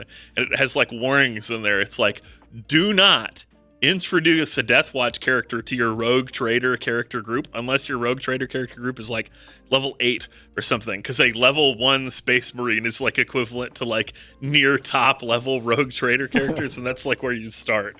So it delivers on the power fantasy of like, yeah, we're using the same game system, but the Space Marines are fucking Omega jacked up. Which I think is pretty cool, to just overtly be like, yeah, we used the same system. It's, you know, you're using the same bad guys. It's just Space Marines are fucking hella strong. That's kind of cool. The biggest shame about Scott not liking D&D is we don't get a YouTube video of him painting his character. Someday. We'll get there. I've been working on it for a year and a half now. We'll get there. Maybe someday, yeah. It's not, I just gotta, something's gotta click in my brain. And the YouTube title for this video, Scott, will be "I Was Wrong About D&D." Oh, that'd be a good title. That'd be a good title. I had to just find something about something else that I appreciate that I can relate to D&D, and then suddenly I will like D&D. Like I played Dice Throne, and there is a pirate undead character in Dice Throne, and she's my favorite one to play. Not because of the theme, because of how she plays. And now I'm kind of into the idea of like vampire, like undead combined with pirates, which before I would fucking hate that idea, you know? So it just takes a little bit of something to kind of make my brain perceive something in a different way. Yeah, we've definitely talked about that with you a couple of times, where it's like, I didn't like these, and then I played them, and now I like them. Yeah. We need, is D&D a bad game? Oh, man. See, I would never have enough knowledge in that. Is D&D a trash game? Yeah, that's what it was. That's a whole video about how you're mad that it's not a broad-scale miniature war game. Yeah, I just complained about that. Yeah. You only control one character at a time. Just explain why it's not a war game. Yeah. But that would be a pretty funny video. What is this? You can play a vampire or a Death Knight. Is this in Soulbound? I don't know. You could play those things in D&D. I got a Death Knight class. Getting Scott to play a game sounds like when you put your dog's medicine in a hot dog. Yeah. Exactly. It's weird because Scott wants to play all the games, but also he's so resistant to some games. Yeah, but okay. And I'm not just talking. Credit where credit's due here. I play a lot of fucking games. That's okay? true, you do.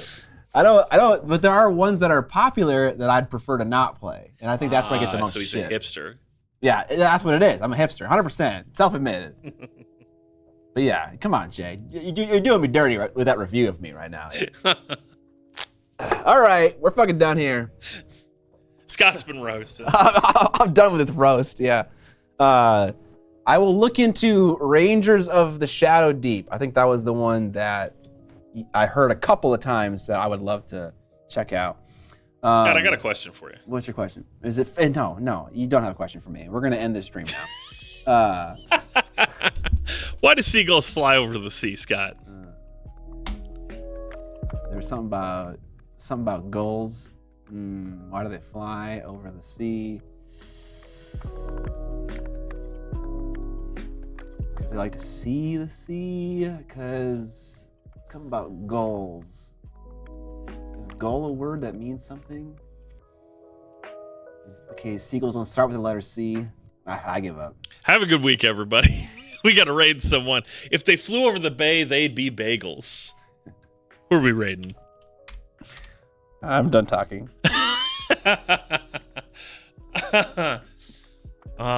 Is Monument Hobbies going to come visit us? Is that happening? Not this year, but yeah, they are. Well, no, that doesn't mean later. much because the new year is in like 5.5, 6 weeks. Yeah. But yeah, it's not happening like in the next 2 months, I don't think. Oh, it might happen in January. It depends, because I think LVO is in January, and I know they have like a whole convention thing that starts to really ramp up in January. Third weekend of January, I believe, is LVO. January would work for me. Yeah, that's gonna throw white resin all over Evan and Rage. Yeah, probably not. Raid Matt Yee. You can do that. Doing a PCAST monument? Yeah, if he does show up, yes. Yeah, please, yeah. Listen to Mike. Buy a shirt, make me feel better. You feel bad for me. Miniac.co. Yeah. Well, you guys pick what we raid.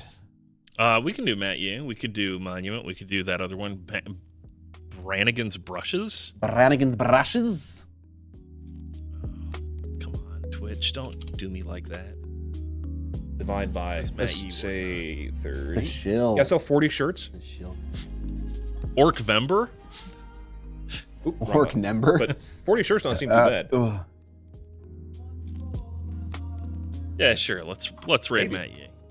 Matt Yee. All right. I don't know. It's up to you if you want to do that kind of thing. Scott, say bye to the nice people. There's other artists, right? We're gonna raid Matt Yee, who is painting some orcs from 40K. It sounds like. Thank you very much for hanging out. Thank you for the support, guys. I really appreciate it. I will catch you not this Thursday, because that's a holiday for us, but next Tuesday for another painting stream. You don't have to sell just shirts. Obviously, you can sell like. See you guys. There we go.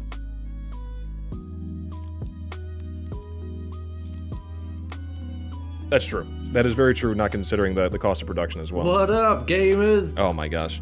What's going on, Miniac?